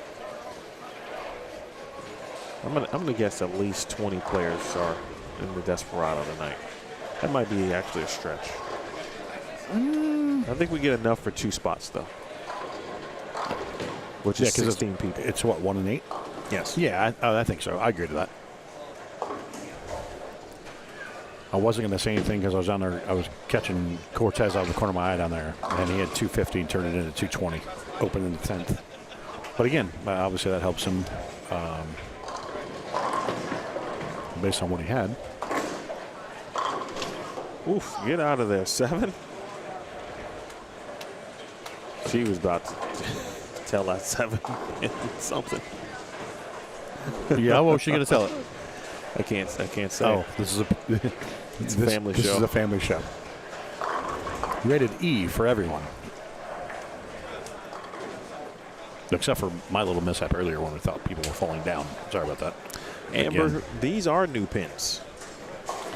Yes, brand spanking new as of Wednesday. It's like that one little thing that we think probably doesn't have a ton of impact, but some slight.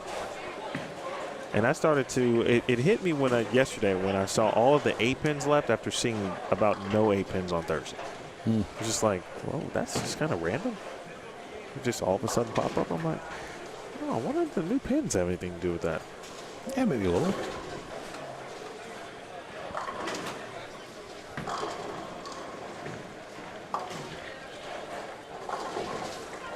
Kyle King. Let's see where Kyle King is.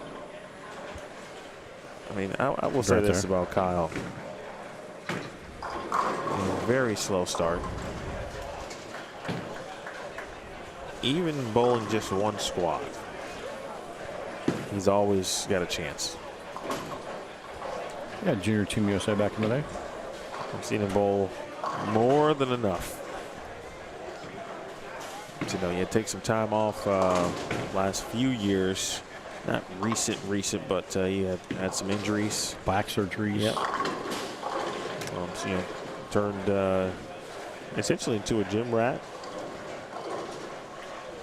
Making sure he is as recovered and healthy as he can be. Huge there for Eddie Joe. I like the enthusiasm. That's the Eddie Joe Torres I know right there. Yeah. And I know some people might say, yeah, it's just a field shot. No, it's not just a field shot. That's -6 right there. Right, that's what that is. Especially after 6 spare. That's peace of mind right there. Especially after 6 spare. So he goes down to -25 with 2 games to go. Okay. 2 to play. All right. -25 with 2 to go. Big moving and shaking going on here for Eddie Joe Torres. Meanwhile, Mr. Flora.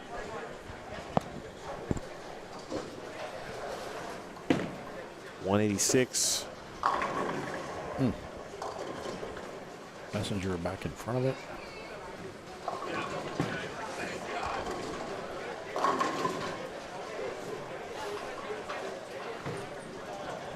Cosmo being the 2-0s again. Good spare there for Stewie. It'll be 202 for Kyle King. So he went 140, 140 now, 2-0, 2-0. And it'll be go big or go home for real. Again, big thanks to Team Agent on my home group. Schroeder Family Electric, Roto Grip, Acclaim Garage Doors.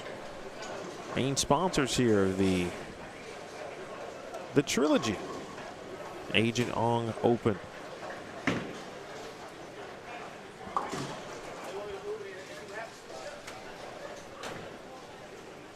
Of course, shout out to Theo Duthay, Complete Bowling Events running the tournament.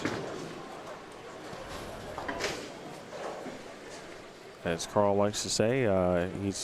He handles it for 361 days. And then it's Theo's turn for the for the last 4. Russ shoots 179. Let's see where Acuff I mentioned was 40 under. Big finish. 6-pin won't lean on it. A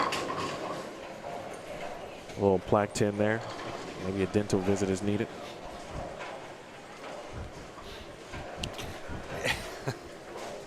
Or he went there. I did. It's late. He went. It's late. We're day 3. It's late. I was gonna make it. Wasn't even like a pillow 10 or nothing. It's like, oh no, it's black. Go to the dentist. All right.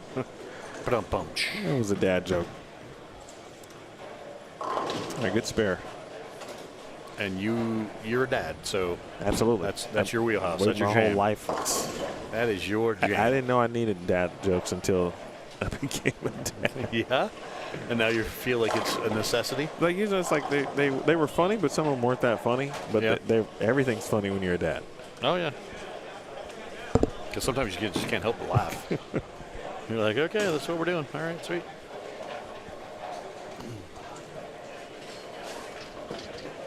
So Jessica Noshbush has moved down to 5 and 6, and she starts with a strike. Pretty good pitch. You know, I don't know how the catcher's round obviously is going to go. But I got to tell you, if she has the 4-game start like she did today, tomorrow, with the group of players that, you know, will be playing them in a similar, more or less. Is she in that window? I can't remember what she ended up with earlier. Oh, she's good. She ended Based up on the at overall score, right? like Yeah. -1 or something. Oh, yeah, along yeah, those okay. lines. Yeah, it was a little disastrous that last game, but it was, Correct. she had enough wood Right. ahead of it. Yeah, gotcha.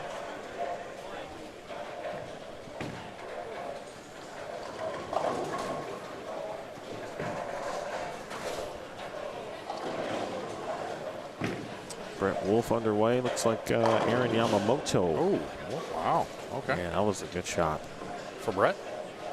Oh, for Stewie. Oh, let's say Brett left. And he just left 9 pins. Is that what happened? Well, after a bunch of stuff came forward, like we got a pin on the deck. Like it was like a 1 and a 3 and a 6 and a like. There was like 4 of the pins standing, and all of a sudden there was just a 9.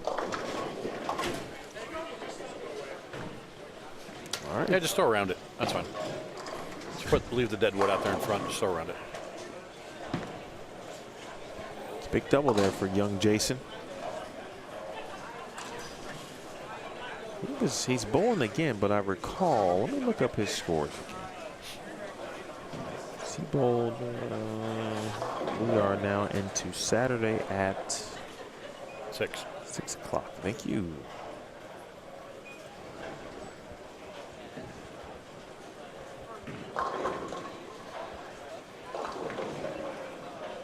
He was 40 under. So he said he wanted to bowl again, just, you know, he wasn't sure.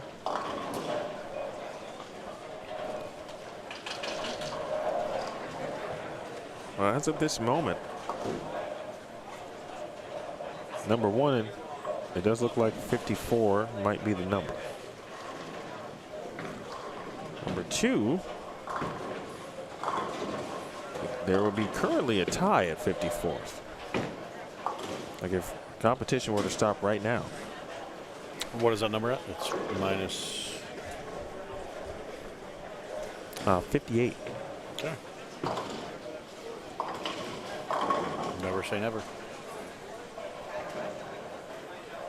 So we could be into some situations. Derek Acuff came back out here because he was at minus 60. Miles Hamilton at minus 60, but he's not bowling the squad. Ben Perry bowling, and he was at 62. And Halvin's right at the number, but he's bowling right now, so he may be able to improve that number, which would then negate the tie. Correct. Cortez right now currently outside of the number. So is Aaron Yamamoto. Let me scroll up here. Yep, I don't see any duplicates. No dupes.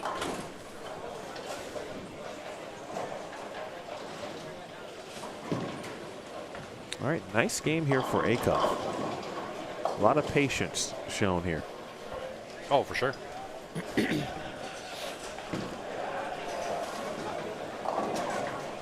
It's definitely should definitely ground that one. This is a good example of a player who could, make it interesting for players like Brandon Matthews. Uh-oh, good 5. All right. Matthews right now in that tie with Haugen.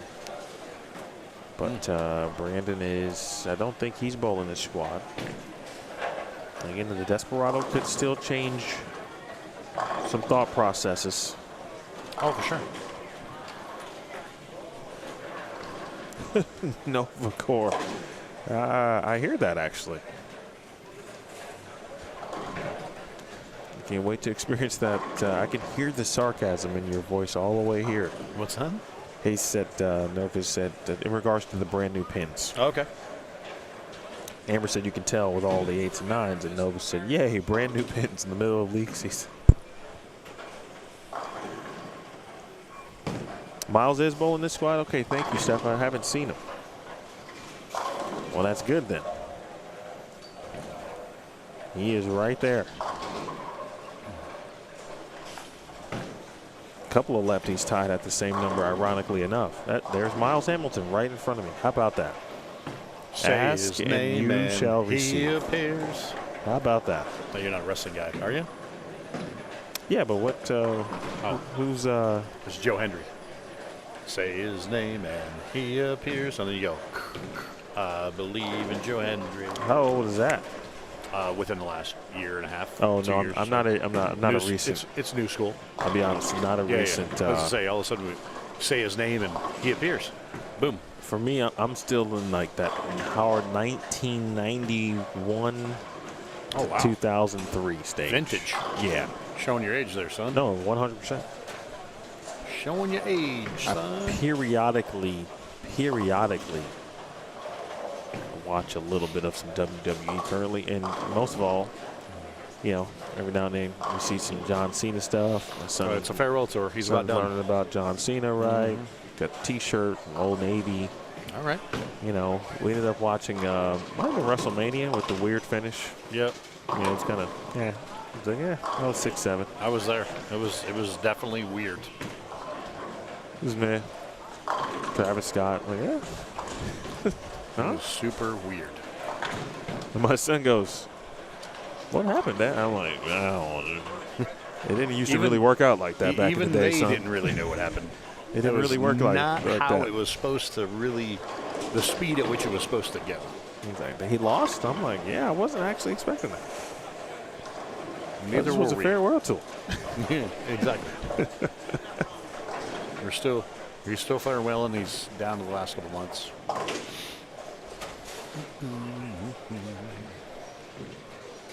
We got some folks making that long walk down. Like Brett Wolf's bowling like he's going to be bowling tomorrow. Now, what do you have down there? Last game? What do you have? 2-0? I think at 2-0. Okay. Again, he just doesn't get fooled twice.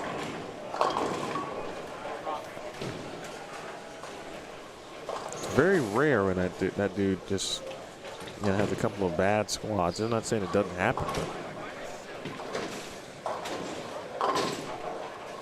sometimes when you got that experience, man, you can draw on it, lean on that experience. It was like watching him in El Paso, actually, speaking of Brett. Yeah, he realized exactly what he needed to do after qualifying. Oh. Yeah, that's a good break, Miles. Saw the camera, or bottom right, I should say.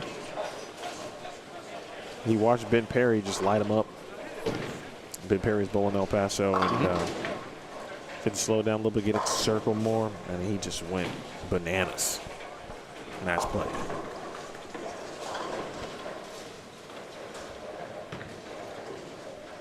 Nice start here by Yamamoto. Tim Cagle the second. Keith Fong had a good start. Where was Mr. Keith? Justin Sims, I still remember him from year one. Put together a nice performance. He's going to be bowling tomorrow. He was 57 over from Ventura, California. He's out here trying to get a little extra dough. All right. I thought you were going to say he was from Chicago. He is not. Maybe he's got relatives there. I don't know. He is not. He might. I might know them. Jay Santos? No, I did not, but that's sad news because anytime a minor league organization departs, it is sad. And I would not have enjoyed or had the love of minor league baseball unless I had had my internship with a minor league team. So it is. Which team was that? It was the South Georgia Peanuts. Okay. One shell of a good time. I like it. I like that.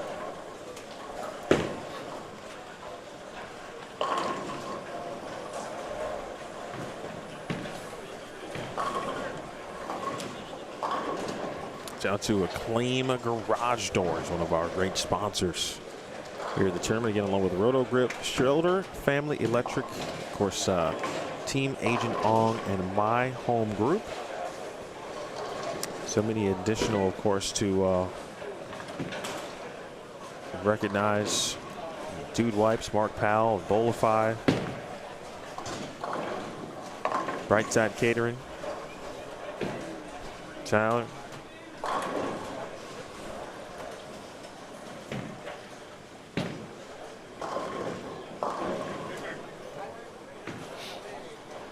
You can travel 24/7.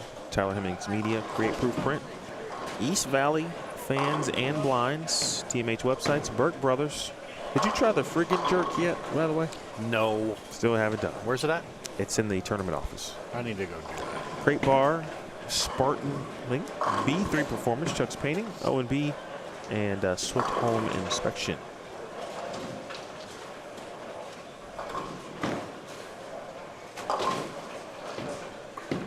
Shout out to Dave Hintz, who was here on behalf of First Form. We had him on during our sweeper number 2 last night in preparation for the action match. He works with Kyle Troop, that is. With First Form, a specific underrated muscle or fitness and health talk, and how he wants to help bowling to not only grow certainly as an industry, but from the sponsorship aspect as well.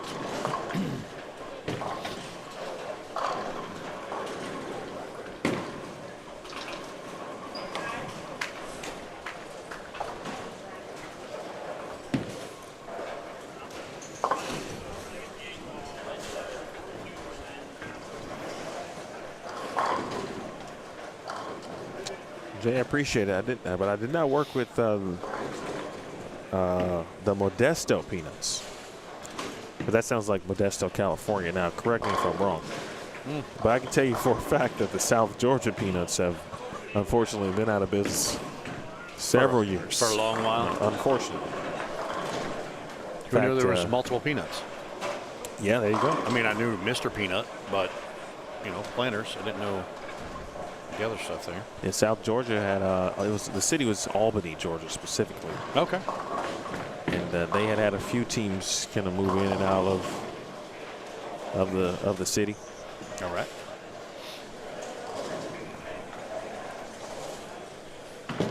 You a baseball guy? Huge baseball guy. Are you familiar with playing for peanuts?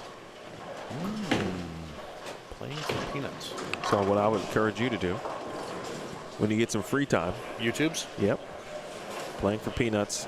And what it was at the time, this was 2007. Okay. So think documentary style. What we know today is, we catch it on, Netflix, right? Maybe like Starting Five or something along those lines. Okay. But basically, it's a doc covering the season, the team, for a full season.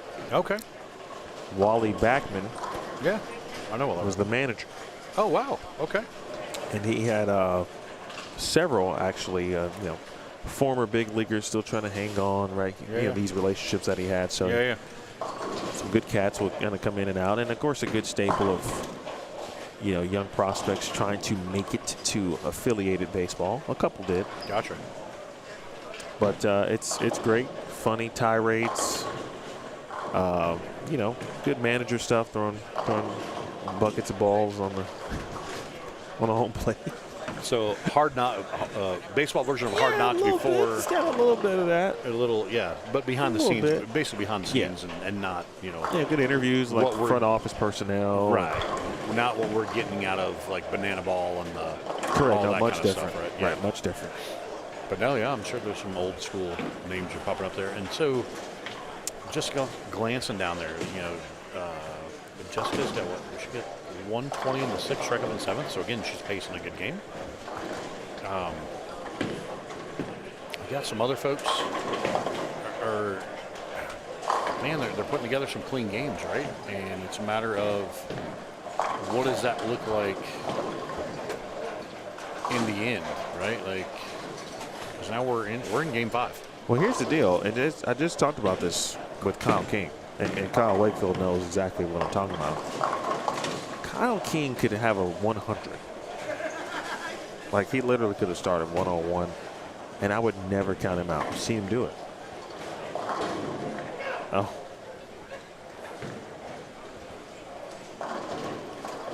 I should have just not talked about Kyle King in a positive light, because every time I do it, I just rain on somebody. I was going to say, yeah, I looked up and I'm like, oh, don't say it. Don't say it. And I'm like, my man's pacing 250. And you gave him the gift that keeps on giving. He makes this. So hello to Danielle Jones, getting a chance to watch Justin. We'll be watching him tomorrow too. Giving it one. Nicely done, Kyle King. Converts it. That's a split conversion. It's funny, my good buddy Patrick Martinez, I got a chance to work with in Bowl TV for a couple of years here. He has kind of really claimed the moniker of the Cloud. Went ahead and got a little merch behind it. Oh yeah. Yeah, because Did you get did he get it tattooed? I don't yet? think he got a tattoo. Oh, he's not dedicated to it. But once he started working at Bowl TV, of course, and he was certainly one who had a camera in hand all the time, right? The Cloud was passed to him.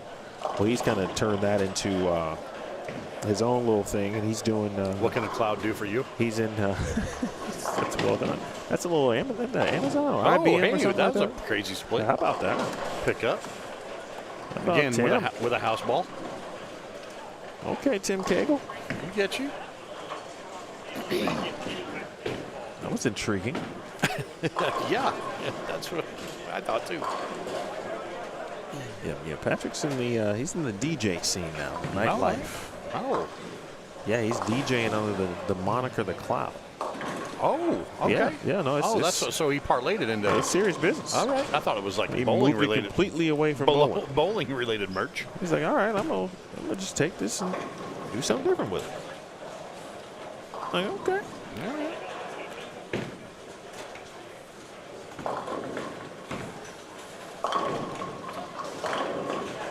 See if I can get a good look at this intriguing. Yeah, there we go. Here we go.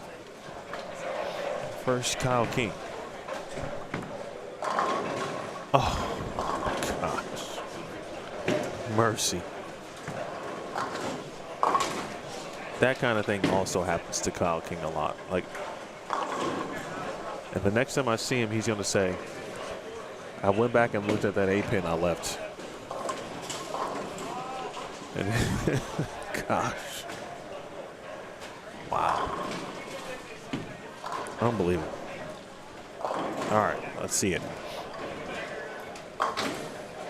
a different house ball. Yeah. Went from green to orange. Okay, Tim Cagle the second.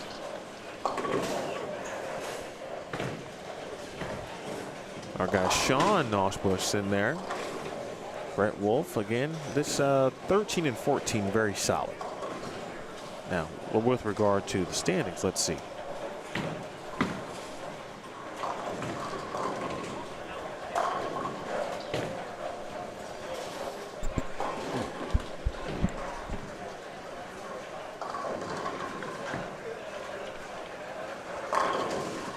Oof. Wow. Another A-pin? Yep. It's time for Mr. Sims. Unbelievable. That was a good pitch, too.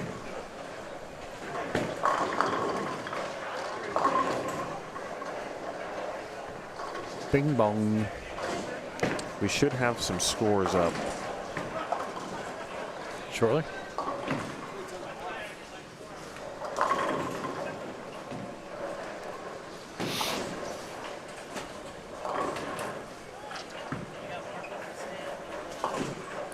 So, you know, just what we're talking about before, you know, Brett Wolf over here.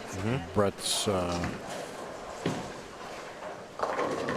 Brett's a spare, so Brett's putting 204. Can put 204 on the board.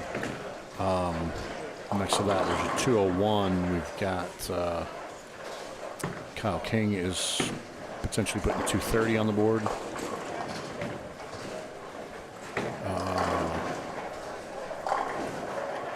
Let's see who's over there. 17. Oh, the.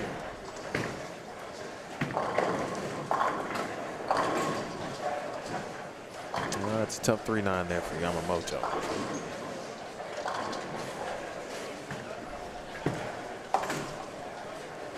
$8:10 at local time. Some of you may be.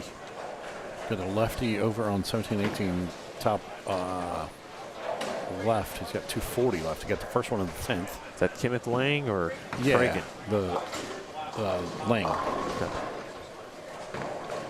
And he's throwing it firm. Eddie Van Daniker, 46 over. After 4 games, Yamamoto 43 over. Gabe Alvarez, that's a heck of a spare. Alvarez is 42 over. Fong 21 over. Haugen Jr. 4 over. Well, those 4 players is making it very interesting on their own in regards to this number here. Robert Smith just crushed one, the first one in the 10th frame. Robert Smith is 18 under after 4. Needs this one to get positive.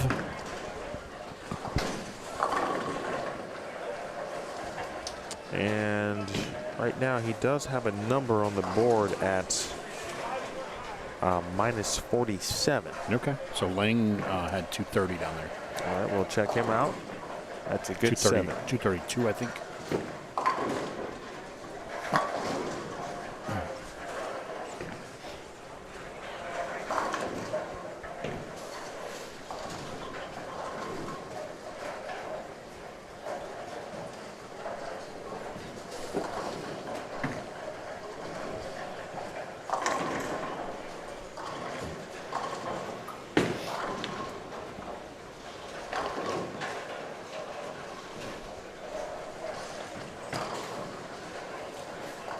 Yamamoto had 202. All right, he remains firmly in the positive. With 1 to play. 1 to go indeed. That was a strange hit there from a strike from Garrett Strail. That was very curious what may have come from the sidewall and made contact.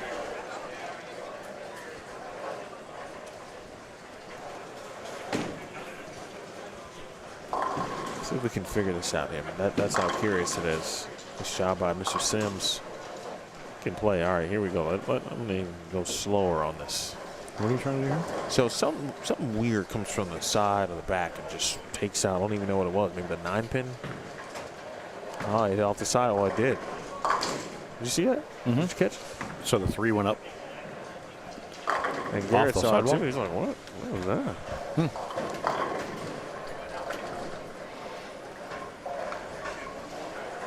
All right. We have the founding father back in with us.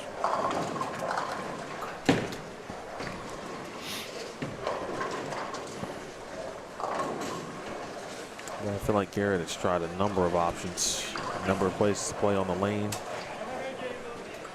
I think I'd be curious to know, like, if we were to survey the players, you know, how many zones did you play? How many bowling balls did you use in this tournament or per squad? You know, did your mind or, you know, process game plan change? If so, how many times did it change? I'm so curious to get that data from these exhausted players who are truly grinding their way to what is hopefully a cashier's round experience tomorrow morning. That is the target score.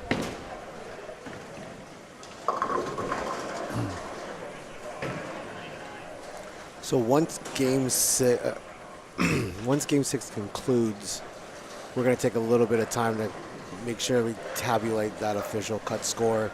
And then right after that, give us about, we're going to probably open it up for registration for about 15, 20 minutes, just to get everyone in that wants to have that one last shot at the Desperado. And then we're going to go from there. Sweet. So you said about 15, 20 minutes? Yeah, once we announce the cut score. Okay. Let everyone kind of have a breather and kind of decide, you know, if they're going to take one last go around at it. Any folks already come up and say, hey, I'm leaning toward? Yeah, well, Adrian Hare just texted me, said, what game are we in? I'm on my way. Uh-oh. All right. She's in. So she's in. I'm calling it now. That's all I know. No, she's bowling tomorrow. I'm calling it. She's going to advance. I mean, she can play. She's going to advance Yep. from the Desperado. I'm calling it. Okay. Do you remember year 1? Was there a tie? No. Do you remember her from year 1, what happened in the match? No? So she was needing 3 on the fill. And we heard that loud gasp from about 5, 6 pairs away. Starting to kind of ring a bell. She needed 3 or 4, and she pitched it, and it just hung the rail. Oh, And yes. she picked one off the right. And unfortunately forced then a game 3. Oh, Game 4. Then Yep. she forced Yep. the game 4, unfortunately. And then she could not recover from that unfortunate pitch, per se. So, but yeah, so she's back, and I think she's ready to change that outcome. Absolutely.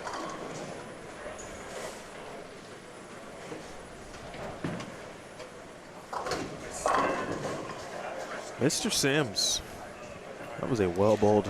You can put that on Was a the board. well-bowled game.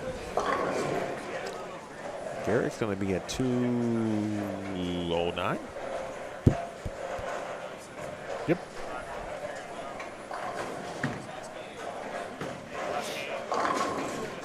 Yeah, it's going to take us a few minutes to make sure we get all the duplicates out of there when we do the official cut score. Okay.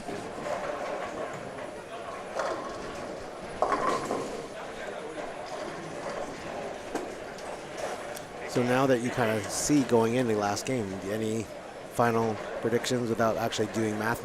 No, I'm going to still stick with the 40? minus 40. Okay. There's no point to not stick with it. I mean, right now it's 58. That's what we said, right? Yeah.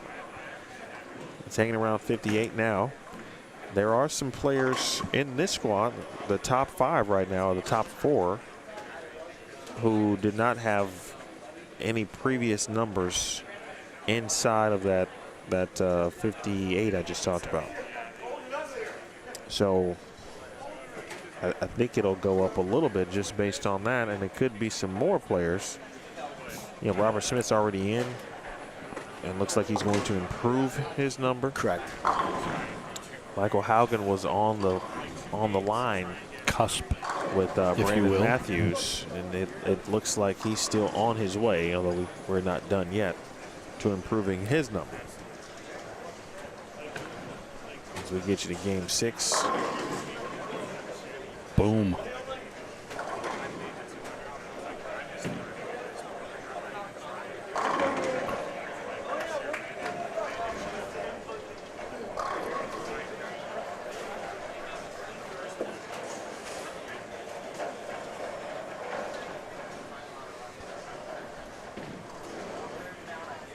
Right now, it's players like Keith Fung, who's already Keith's already starting his 3rd frame over there on 7 and 8.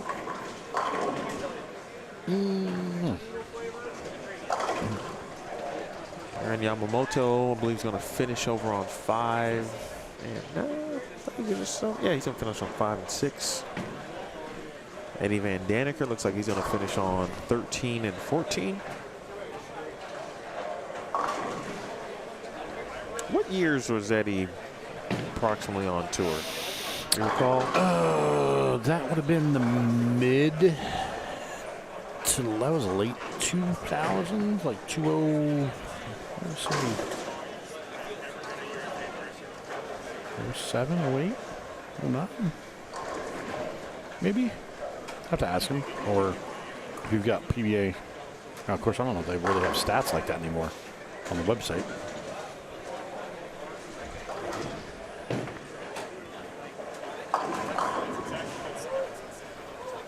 Yeah, he came out and he chased it, grinding PTQs.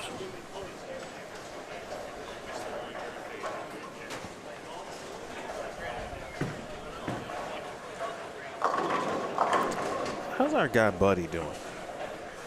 Buddy. Hey, I like Buddy. Okay. All right, he's at 55. That was a previous score, though, right? Yes. I don't know what he's cooking. Yes. I don't know what he's cooking this squad. That is a previous number. Number 5, you kidding me?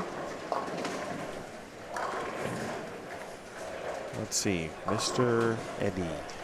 I'm sorry, Buddy. Buddy. Yeah, he had some work to do. Depending on what he did that game 5. No, here we're entering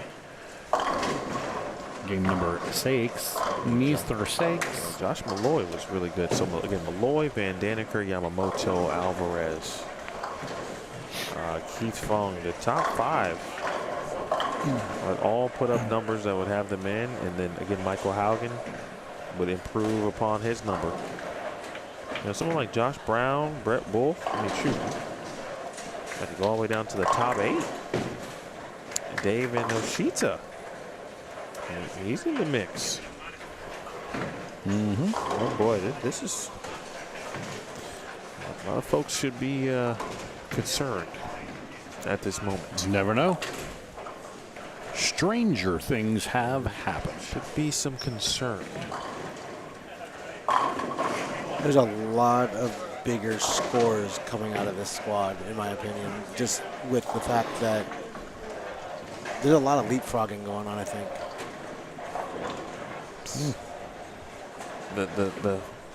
The top 5, or I should say the players who've performed the best via the score, have separated themselves, and it was separated themselves pretty early.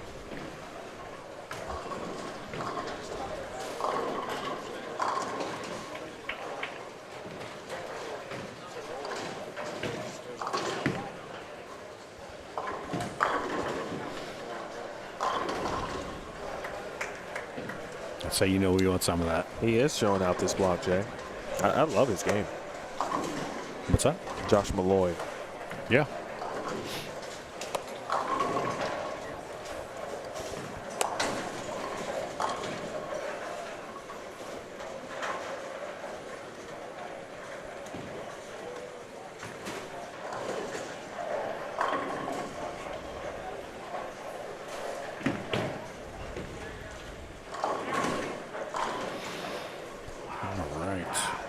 as we get started here in game number 6. Like you said, you got some people that are looking like they're chasing the number, but then you got some people that are maybe starting to feel the heat. You got a little squeeze going on, which again then throws us into the, if you roll the 2 squads, you can then go after the Desperado. Currently right now, Theo and Carl, we're going to actually discuss, because Emil, you actually brought it up, the possibility of a tie. Yes. In terms of, you have the Desperado, so that will have to be determined prior to. We getting, Carl, you getting figured out here? Yeah. Okay. So I wanted to bring up something as we get closer to this official cut score. In case of a tie. And this is after this squad. That's correct. Before the Desperado. Correct. That is correct. So Yep. after we combine all 7 squads and we go over, if there is an official tie, there will be a 9th and 10th frame roll-off between all ties Okay. to get to the number. If after the 9th and 10th frame roll-off remains a tie, we will then go to a sudden death 1-ball roll-off. Okay. And we will rinse and repeat until there's a declared official winner. Okay. There you have it. There you are. There is the inside scoop, if you will, for the possibility of a tie. Again, that would be after this full 6-game qualifying squad and before we get to the Desperado squad. Yeah, it's going to happen immediately following the squad. So you're thinking there's a tie possibility? Theo was worried about it? Because Emil actually brought it up earlier. He had to because Yeah, Emil, he actually looked at it and goes, oh, there could be a tie. Haugen and Matthews currently are tied at that number. Gotcha. So the possibility does exist already. Gotcha. Even though it does, we're trending toward at least Michael Haugen not being involved in that. Potentially. Doesn't mean that there won't be some other ones. Especially for those who are doing like Brandon Matthews isn't currently bowling. I'm confused here. We're in the 6th game. These guys are almost done. That pair has not started yet. So where are those people at? Are they still finishing on the high end?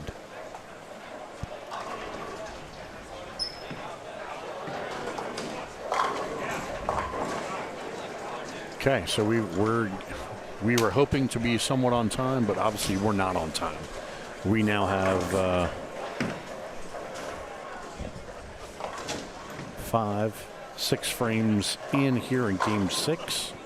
And like I said, I just happened to glance over. These guys are just now getting to the pair. These guys are just starting. That's game 5 that just finished right there. Yeah, these guys are almost done with game 6 down here. Oop. So yeah, we had a little confusion. We're trying to figure it out. Again, that's coming. I think it's the fact that it's just getting late and we're coming from the end to switch down. So we are going to have some extended coverage for you folks. Because again, we're going to have to wait. Yeah, we're like right here in front of us. We're frames 5-6. These guys are just starting. These guys are in 5-6. These guys haven't even started 6 yet. 5-6. They're down there. They're in the 6th going into the 7th frame. So yeah, we're going to be kind of all over the map here as we wind down this 6th and final game.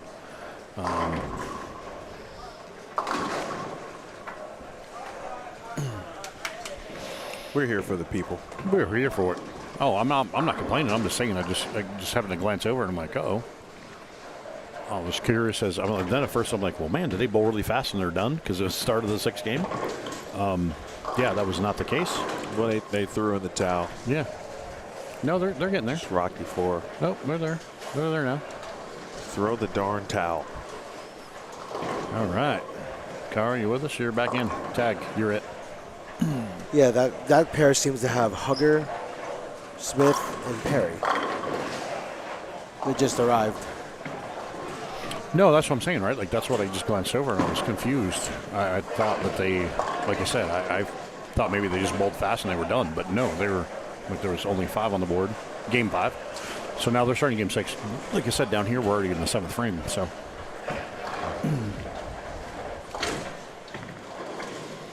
What do we got shaking and baking down here on the low end? Oh. Let's see where Mr. Lang is here, because he was putting up the big score. I don't know what he finished with though, but he had some work to do. A lot of it. No, I think he bowled 230. Still got some work to do. Yep. True story. It helped his case though, no doubt about that. No.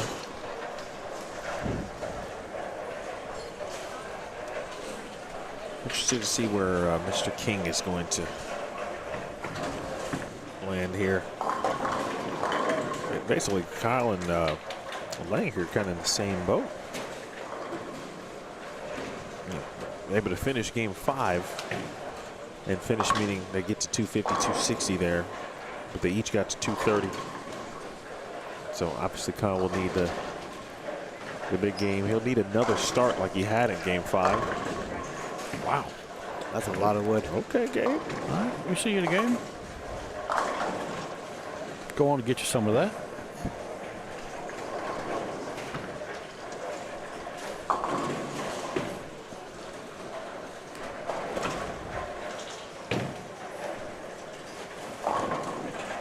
We're going to go prepare for the Desperado. Prepare like Scar in the Lion King. All right. Captain Carl is going to hop on over to the tournament office and join Theo as they prepare for the influx of entries into the Desperado squad. Again, folks, we're going to have to play it through 6 here, and then obviously have to establish a number, and then we're going to need another, I think you said 15, 20 minutes after that before get all honored out as far as number of players for that 2-game Desperado shift. That's a pretty good pitch right there. And that is, so I got Dave. Shita. He was right. He was a good right pitch there, right there for Gabe. for a minute too. He shot 135, unfortunately, in game 5. Okay. Oh, we're probably getting, okay, now we're getting the scores. He's starting to twinkle in a little bit, but I was looking at the up to combined here just one more time.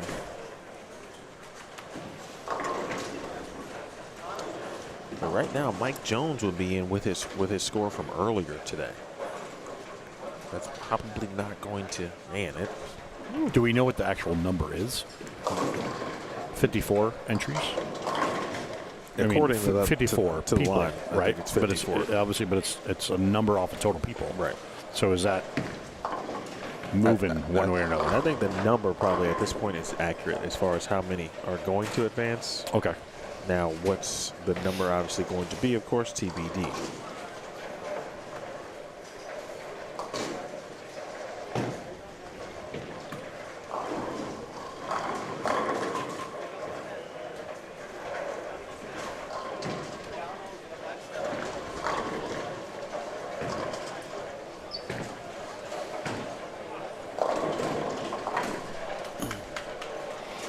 Desperado will be after the squad is over, and it won't be immediate though, as Carl just talked about. It's going to be approximately 15 to 20 minutes after squad 7's scores are complete and announced. Then we'll know if there are any ties that would be. And as we just started going through that, as it was mentioned by Carl, it was one of those deals of if we have a tie, we'll go to a 9th and 10th. And if we still have ties after that, we then go into sudden death roll-offs. So, but again, that's a long way away. We're getting towards the end of game 6 here, down on the low end for most of these pairs. But again, coming back here, we'll be able to flip the camera over. We'll let these guys finish it out here in the next couple frames, and then we're going to bring you more coverage coming up here in the middle of the house where 15 and 16, they are in frame 3. So we got that there going for us, which is nice.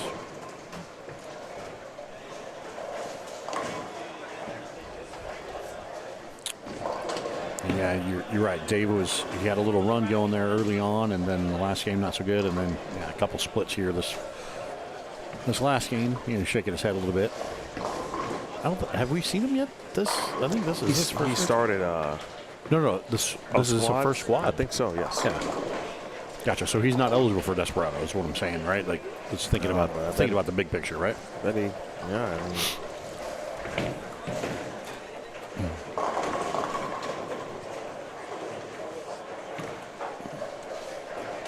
And we do have some scores trickling in again for 5 games.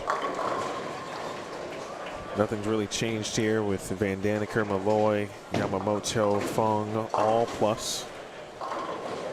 Haugen Jr. minus 17 at the moment. And again, looking like he's not going to be or have to worry about being on the bubble. Never say never. You don't know what he's shooting this game. This is also true. And he looks to be, where's he at? He's right over there at 1920.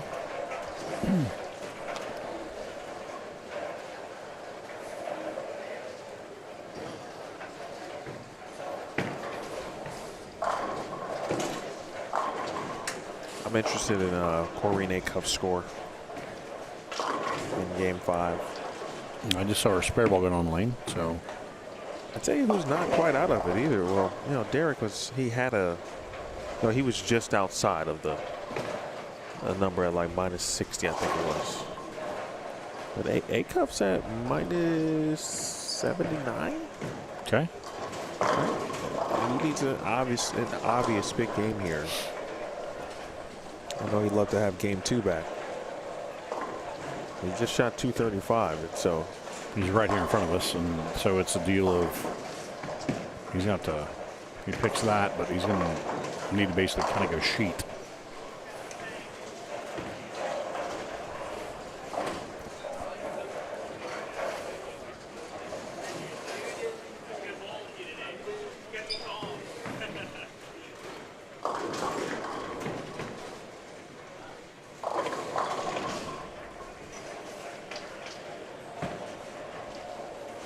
Haugen just caught a double in the 10th over there on 19 and 20.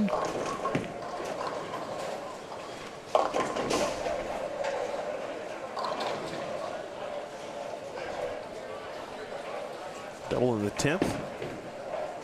Looked to be like a fairly clean game too, so it looks like I think his game is going to maybe have a 2 in front of it. Heck of a block here from Gabe Alvarez. 232 on the end. We will see him tomorrow. Haugen punched out. Gabe got to had 232, so that keeps it, that get him up there.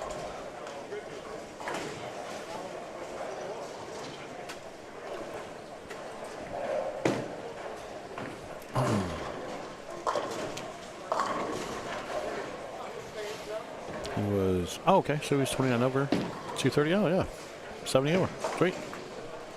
Or, yeah, 29, 32, 61. All right, sweet. And Daneker's going to be just fine. We'll see him tomorrow. He's got 45 pins. He's going to need to do something. Who are we talking about? Aaron. Oh, okay, okay. Because he's got 40, so I guess he's got room, right? But he did split in the 7th and split in the 9th. Yeah, he's good.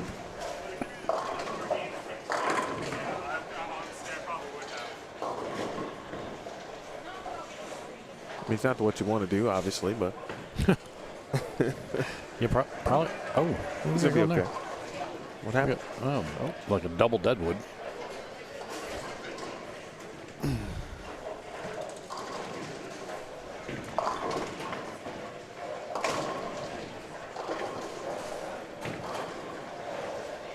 Anthony James. Anthony is a very nice person. He is. Good dude. And also very, I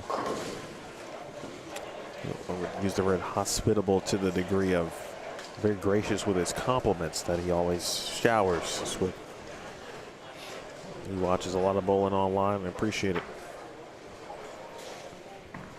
165, the official number for Yamamoto. So it gives back 35. So he's still good at plus 10. Nice. All right. All right now. So he finishes up now. We get, hey, we got a half a game left. Down here on 15 and 16. So we're going to take a look-see and see what's crack-a-lacking over here. Well, this is a big game for Calvin Hugger, though. All right, and so he is finishing up on 15 and 16. And Ben Perry, he needed a big game, a huge game. He's going to need some overall help. Need that number to come down a little bit. If Ben doesn't make it, though, you know, I understood he recently, you know, a couple months ago had groin surgery. You know, so hernia or something? Hernia. There, Yeah. Thank you. Yeah, so this is the first time he's bowled, actually, in 9-10 weeks or something. Yeah, Ben, 2 months. Ben gets past. He's good. Yeah, no kidding.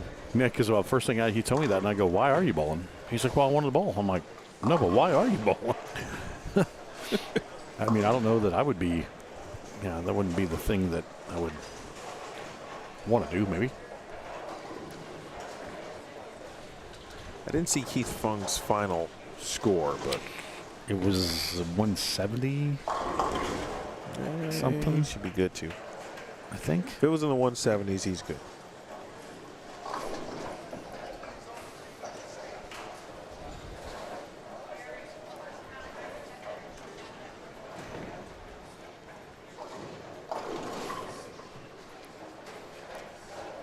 So you said was it Hugger? Yeah, he's 48 back. Okay. 48 under right now. Oof. Trip it. All right.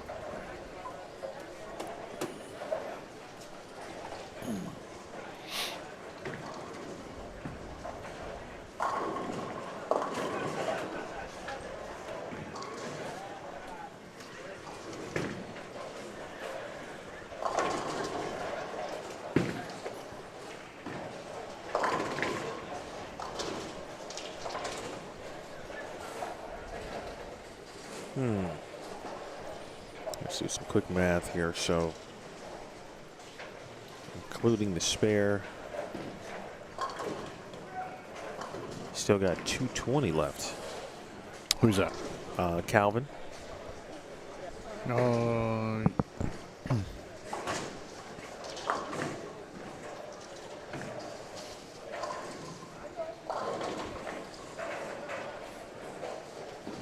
That is correct. I like your math ability. Now, Robert Smith here, who's gone, if this is Robert, and I think it is, double 9 spare triple. Yep. Not only is he going to improve his score, but he might make some more money.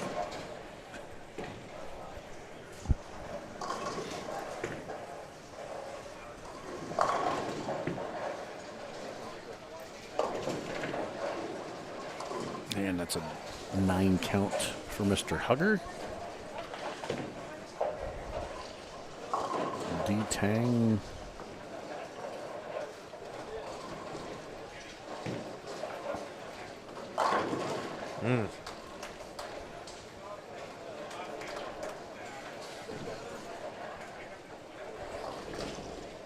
D-Tang with a 170 this game down there. May have taken just the absolute last squad, but Robert Smith's going to be bowling tomorrow. I was going to say, because he was a bubble or outside of it, right? He was.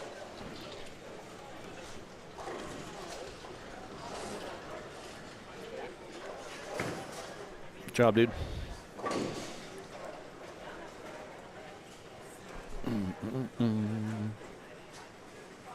He was just inside of it.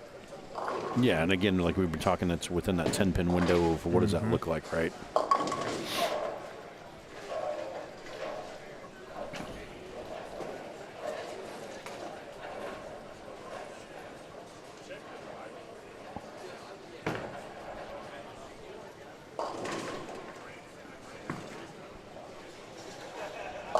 So Kyrene is still down there bowling, and we say where was Kyrene after?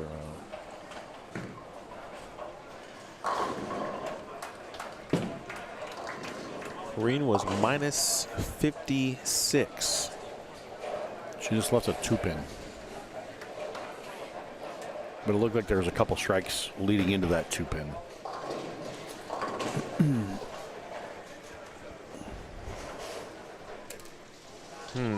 Well,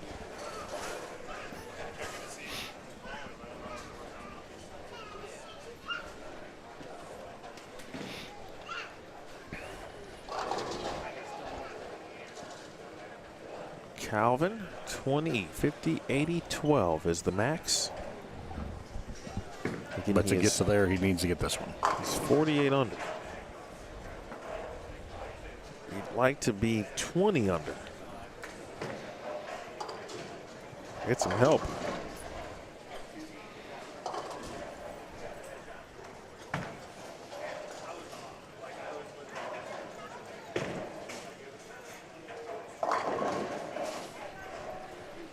Seeing some frustration overload here with a couple of these guys.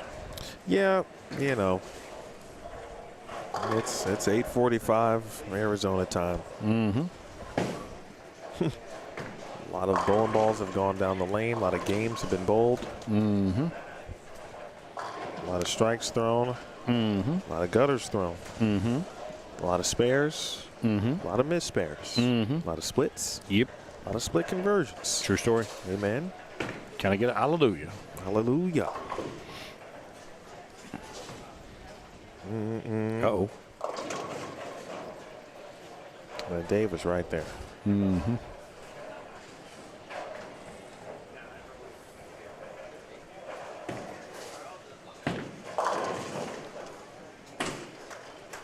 Just throwing it right at the 1-3 almost. Robert Smith. Give him the heater, Ricky. So good, man.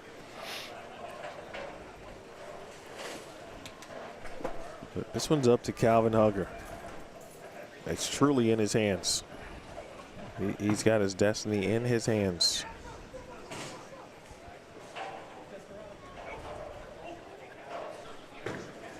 And Kyrene's still throwing.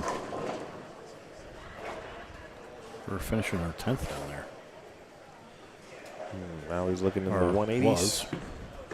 She backed off. And now for Calvin, he's going to need some help and somehow have this number back up.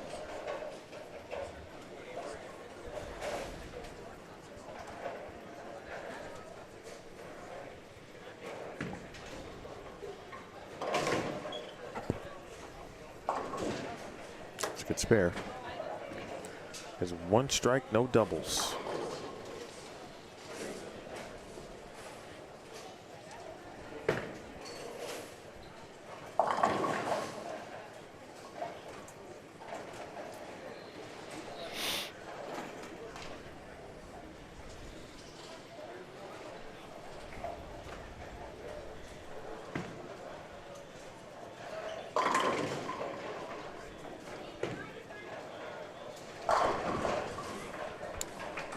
What'd you finish with?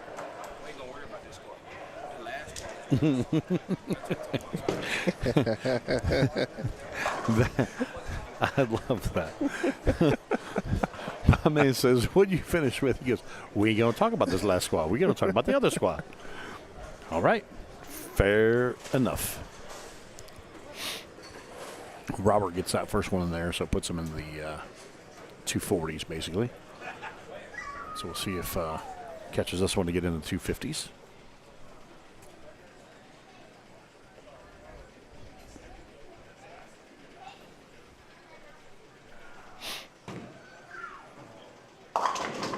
course not. You're welcome. Cloud.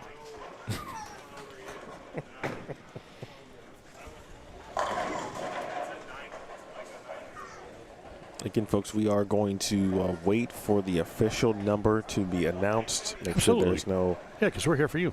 ties. Once things because are we might final, have, we don't know if we're going to roll off or not. then we're going to, according to Carl, about 15, 20 minutes after scores are announced, then we'll get into the Desperado.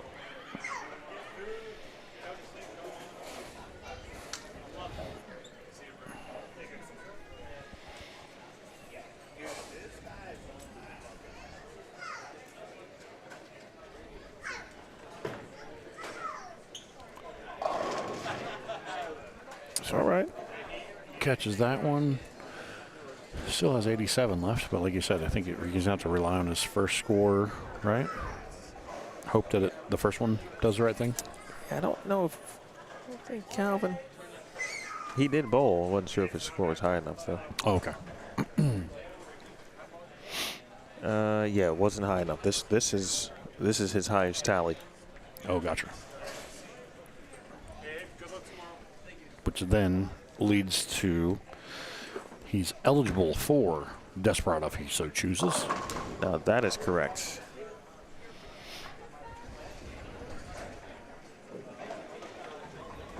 And now the best he can do is 11:29, and that certainly won't be enough. Correct.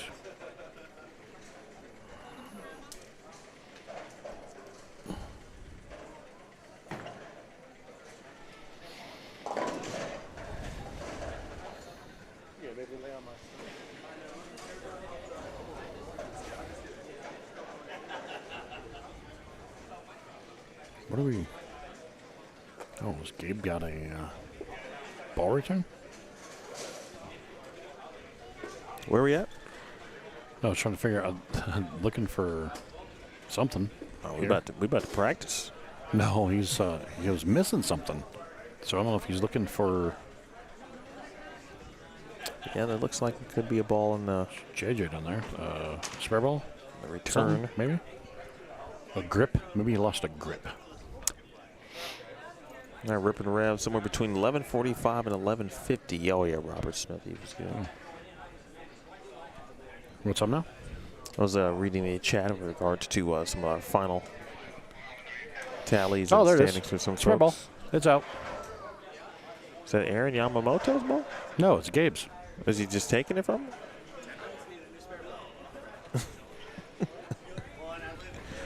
Well, this is intriguing. So now we are on the lookout of if there are any ties.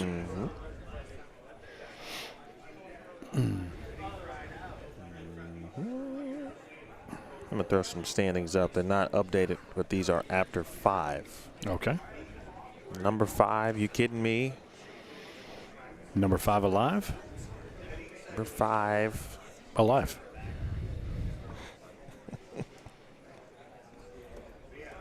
Just so there's a visual for the good people. What it's looking like going. Oh, shoot. Some of them have 6 games. Okay. All right. Well, of course, I'll give you one more updated here in shortly.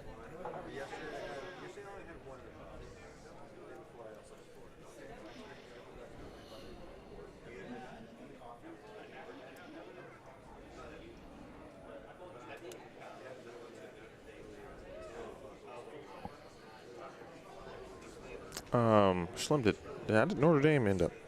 They beat USC. Okay. I glanced at that a little bit ago, so. After the first couple losses there to start the season to top-ranked teams, they've kind of been on a roll since, so that's a good thing. That's how you get in the college football playoff. How many did they lose? 2. Oh, okay. They were actually 0-2 and still ranked in the top 25. But their quality of losses were against 2 top 10 teams at the time. Sure. And then things have gone crazy since, right? You had look at Texas, and although Texas is back being ranked, but Penn State was ranked second, and they're not even ranked anymore. Recently fired their head coach, so things have been happening there.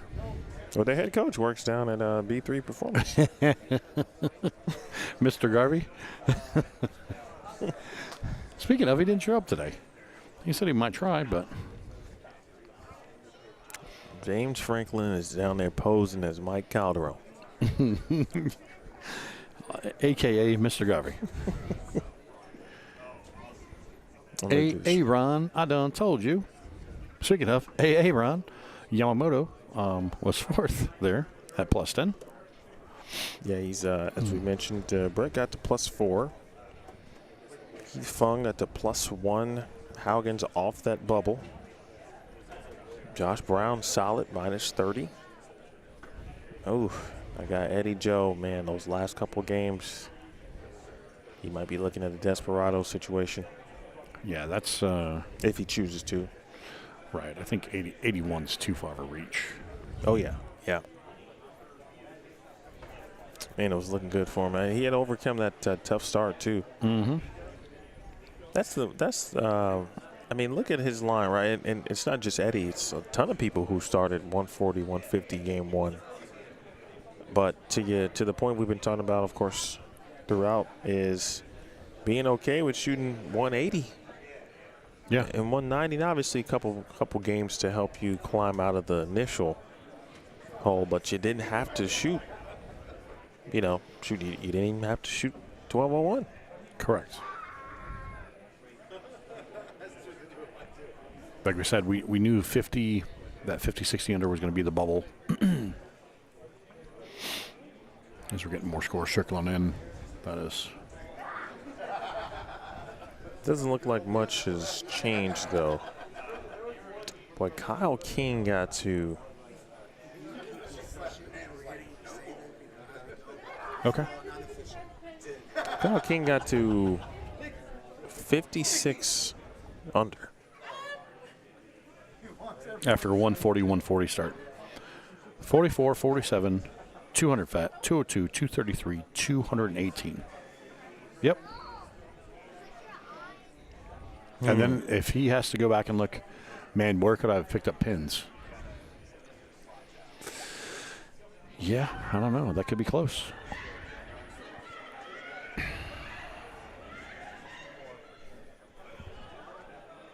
Is everyone okay over there? A lot of noise. The kids are okay. It's 9 o'clock on a Saturday night, so they're all right, buddy. Good bowling. Eddie V is like, dude, I was just trying to hit the head pin. He's like, all right, catch you in the morning. Well, this is snogging up. This is. We're going to need make sure we get some clarification. There's a lot of players that could be tied if what we're looking at is correct. Now, it's not updated and it's not official yet. Yeah, but the only tie we're concerned about is the cut number, correct? Yeah, you got three-way tie possibility now. And the cut number? Where? Or at least two. It's not all the way updated yet. It doesn't have Robert Smith's updated total yet, right? What are you talking about? Ties? There's nobody tied at the number. Yeah, what are you talking about? Oh, 1153. Oh, my bad. I was looking at 1123. I wasn't looking at the pins.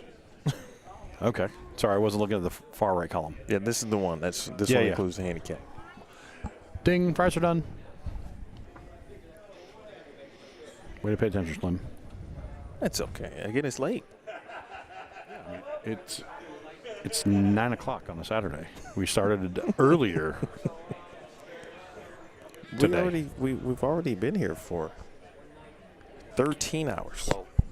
12 minutes and 32 seconds.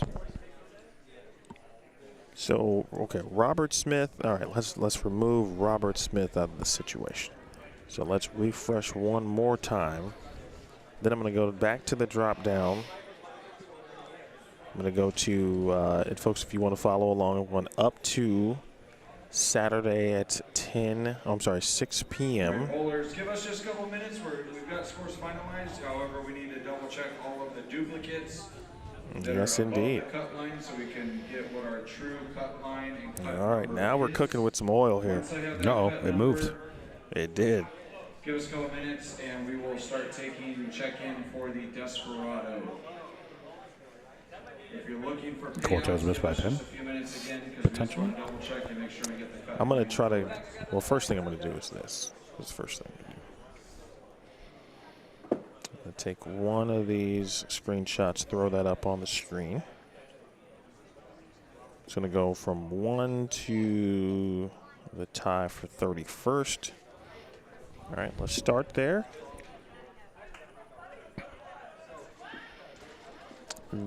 That's not the one. Like Neo.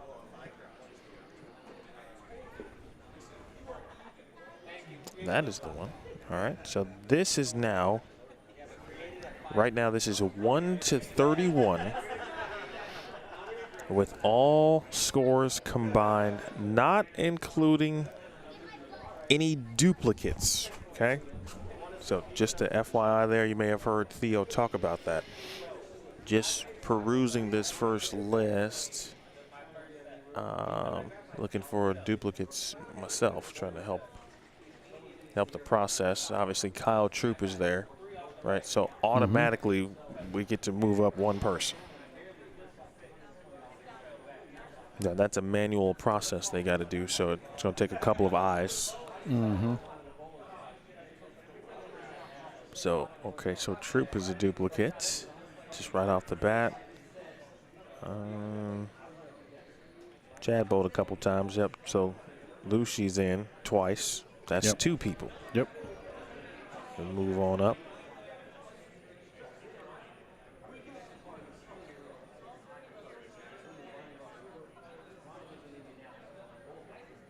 Well, if you to move up 2 people, you might have a Cortez in there. You might have, oof.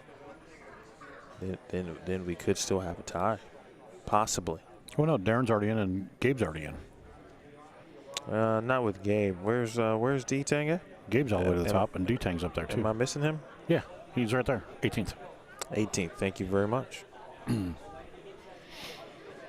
See? Got to remove the duplicates. Yep. No, and that's what we're working on, folks. And so bear with us as Theo and Carl sift through that. Now that we've got numbers, piecing it together. Just going to do Command F a lot. Will it work its way back to Mike Jones or Brad Erickson currently? Possibly. I think so. We said, Darren, let's just write some names down. This is me being, on tour and trying to figure out a cut number that I actually can't figure out because there's too many things going on. Darren Tang, Kyle Troop. What's we say? Chad. Yep. Yep. Is Brett Wolf in there twice or no? Oh, No, I Gabe think Gabe Brett- Alvarez. Was it 2 double? Right, because Gabe's at the number, but he's slid up at the top. That's 4 players. Wesley Lowe, or is that Wesley? Is that where Wesley's at? He only had the in there 1. Yeah, so he's in at 21. Okay.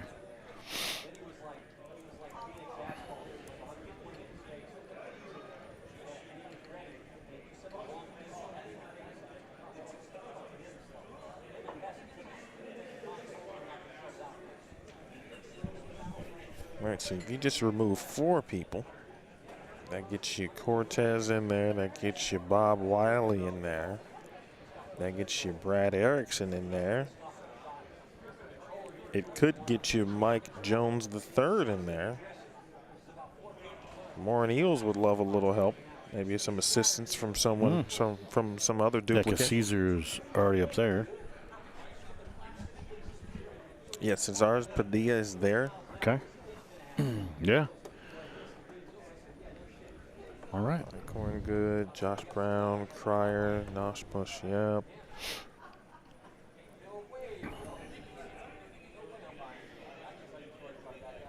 Yeah, Kyle, yeah, you could be. You could be right, Kyle, at minus 54.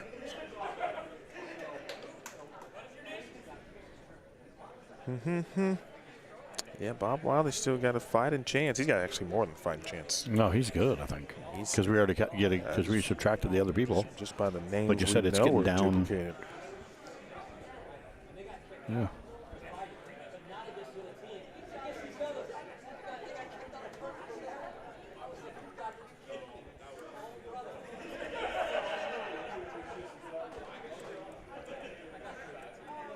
Yeah, he only bowled the one squad.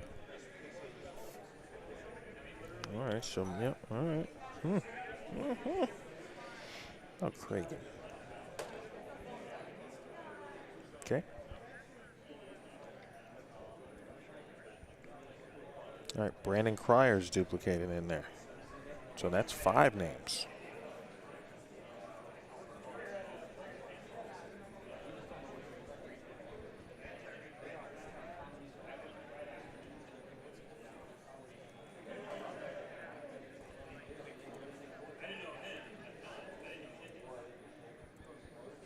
Jessica and Vince are going to be in husband-wife. Getting the bowl some cashier's round bonus tomorrow morning. Sweet. Brandon Matthews moved all the way into that with a little bit of cushion after being out for a little bit. I think Kyle Duster only bowled once. We talked about that. Josh Kennedy bowled a couple of times. Let's make sure he's not. Yep, he's another one. There's some happy people right now. Mm-hmm. Somebody play Happy by Pharrell. I have that. Actually, don't do that. I was going to say. Copyright. I don't want you yelling at me. Because I think I have that song Don't do that. on my list. Can I borrow your guys' eyes just to double check? Uh-oh. Oh, yeah, we were just kind of stepping through it. I knew it was coming. I think number is 1. I knew it was coming. We might be below that, actually, based on what we were I have 5 guys seeing. that are duplicates. 1, 2, 3, 4, 5. Oh, we. All right, let's hold on 1 second, All right. folks. I'm gonna turn that on. I'm gonna take this off. All right. Just want to double check. Yeah.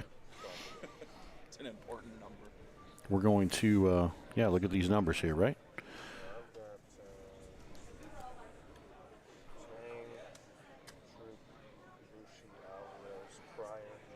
Kennedy as duplicates. And Sims. I did not have Sims. All right. We're going through the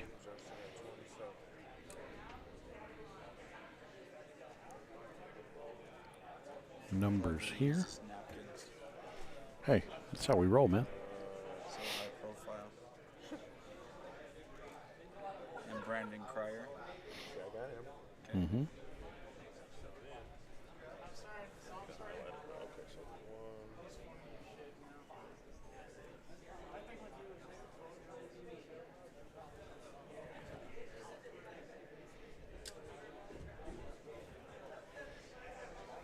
What about Paul? Paul Youngs. I don't think he was ever close. He's good, man. 47. Oh, yeah. He was only in there once. So then he would be in. Right? Yep, we would go to 5. Rob Wiley. Now, 1, 2, 3, 4, 5. We got 7 names. I'm wondering, 1, 2. well, one of them is Gabe, All right. because he would move in, Cesar would move in. Gabe's already up here. Yeah, right. Yep. But he's below the line, so that might be your 6th name, and then Cesar is your 7th name. 1, 2, 6, 3. Mike's in 4.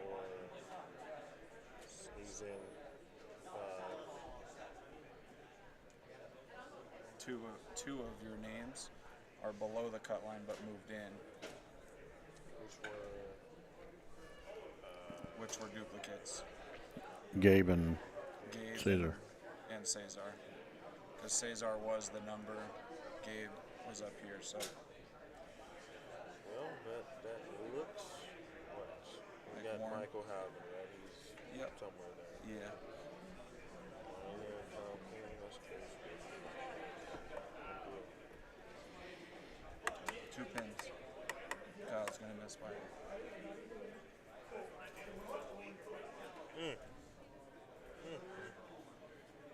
Looks like the number's 1146. What is that, minus 54? Yes. Alright. You need to triple check? Carl and I checked, you guys checked, I think we're good. All right, guys, we have our cut score. There was 5 duplicates above the cut line, and then when you go 5 down, that adds 2 more duplicates. So the 5 that are below the cut line that are in: Cortez Shank, Bob Wiley, Brad Erickson, Mike Jones, and our final cut at 1146, minus 54, Warren Eels. Minus 46, Warren Eels. Our leader was Kyle Troop at plus 137. Again, give us just a few minutes to get the side pots printed at least, and then we'll go ahead and start taking Desperado and probably give us till 9:15. So it's actually minus 54, which is what Theo meant to say. He was reading off the spot, or the number 1146, which is minus 54. So Kyle Wakefield, you didn't win anything, but you won because you were correct with your cut number. Well, congrats to those individuals. So let me go ahead and give you the screenshot on the for those who were essentially on this list from 34th. I'm going to refresh it one more time. 34th and below, just so you have it to look at. And folks asking about why were there multiple or duplicate names. The system doesn't remove duplicates from the all combined scoring system. They got to go in basically and do that manually. Correct. And that's what obviously just took place. Take care, Chris. Yeah, we're subtracting the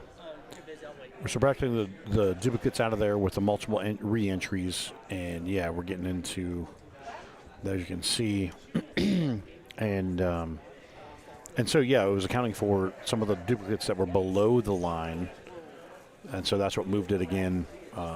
Yeah, ultimately getting down to Warren Eels in 63rd.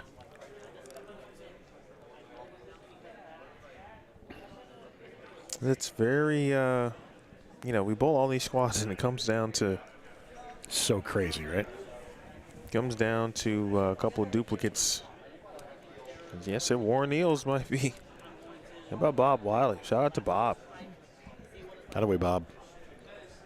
Way to go, Bob. Mike Jones, Mr. 876 is in. So is Brad Erickson. And fortunately, Buddy Lucas is going to fall 1 pin shy. And then Kyle King, who almost got the thing done, he's going to fall 2 pin shy. After a 144, 147 start. And then the old 8-pin that we were talking about in the 233 game. Obviously, you can go so many places. The youth player, Jason Gootside, got in. Alex Lindahl, nice job. He went to, look at Alex Lindahl's line. 160, 147, 150, 235, 253, 215. That's wild. So tomorrow's only 4 games. Just an FYI again, if you missed that, tomorrow's Well, we're only not 4 done games yet here for tonight. We still got the Desperado. for the cashers round. Those people are in. I'm talking about for the folks who are good. Yeah, we got this crew that's good, as we just determined that. And I see some folks down here that are taping some balls, making some adjustments. Oh, they're ready. And yeah, couple more minutes, as Theo mentioned, they're taking the entries for that Desperado squad, and I believe if we talked about that right, it's 1 and 8 are going to move on. Right? Is that what we're talking about? Say that again. The Desperado, 1 and 8. 1 and 8. Yes. 1 and 8. So every 8 entries, 1 person will get in. In fact, let's go ahead and get you. I'm just going to post the Desperado link in the chat for you because that is what's next. The Desperado is next, and that was approximately scheduled to begin at about 9:30. And theoretically, it looks like we are more or less on pace for that here tonight. So we will go off the air currently. When we come back on the air, we will reiterate the cut number, which is -54. It's Warren Eels. Those individuals are headed directly to the cashier's round tomorrow. Brett Wolf bowled very well today. Scan through it. Come back for more. And don't mind him; he's just playing through. Like an old school guy carrying his he's carrying his double ball totes. two ball totes. True old school. True old school. Old school, like it. So we'll come back. We'll reiterate the cut number. We will then obviously know who is going to bowl the Desperado. There is a nice little crowd down near the tournament office. Buddy Luke is hanging around there. We're ready to take Desperado entries. And there it is. And we'll not have So, lane assignments. at They'll be exactly randomly assigned as 9:15. soon as we close. Desperado entries are ready. Oh, the door, the window is open. The doors of the church are open. So feel free to step inside, pay your dues, pay your respects, and speaking of Warren Eels standing down there, he's got to be tickled. How about that? He probably was ready to get his Desperado entry in. Did he? I don't know. Did he bowl 2 though? I thought he only bowled 1. I don't know if he bowled 2. Yeah, I don't think he did. I think he only bowled 1. I like his confidence. Yeah, when you're that good, He's old school too. he is old school. I mean, he gets it done too. Yes, he does. Yes, he does. All right, so what we're going to do is get off the air. We'll All come right. back. I like that. Desperado squad. Give us an opportunity, quick break, hydrate, and get us through the night. Love that. Great job, Chris. Great job, Carl. Thanks to Kathy Young for joining us for a little bit as well. Final boss, we appreciate that. And we'll see you in just a few minutes, okay? Thanks to all of our sponsors, of course. Team H Nong, Buy, Sell, Invest, my home group. SFE, that is Schroeder Family Electric. Of course, Roto Grip. Who's part of that Roto Grip family? Chris Schlemer is. Never heard of him. Me neither. They say he's okay, though. Dude Wipes, Mark Powell, Bowlify, Tyler Hemmings Media, Travel 24/7, Create Proof Print, Brightside Catering, and Chef Adam Allison, East Valley Fans and Blinds, Burke Brothers, O&B, TMH Websites, Ramsey Auto Center, Friggin' Jerk, Crate Bar, shout out to Jeff Krause, Spartan Family Plumbing, Chuck's Painting, B3 Performance, and Swift Home Inspection. We'll see you in just a few minutes. Desperado time is next. For Chris Schlemer, my name is Emil Williams Jr. So long for now. Back with you in just a moment here on Bowlstream TV.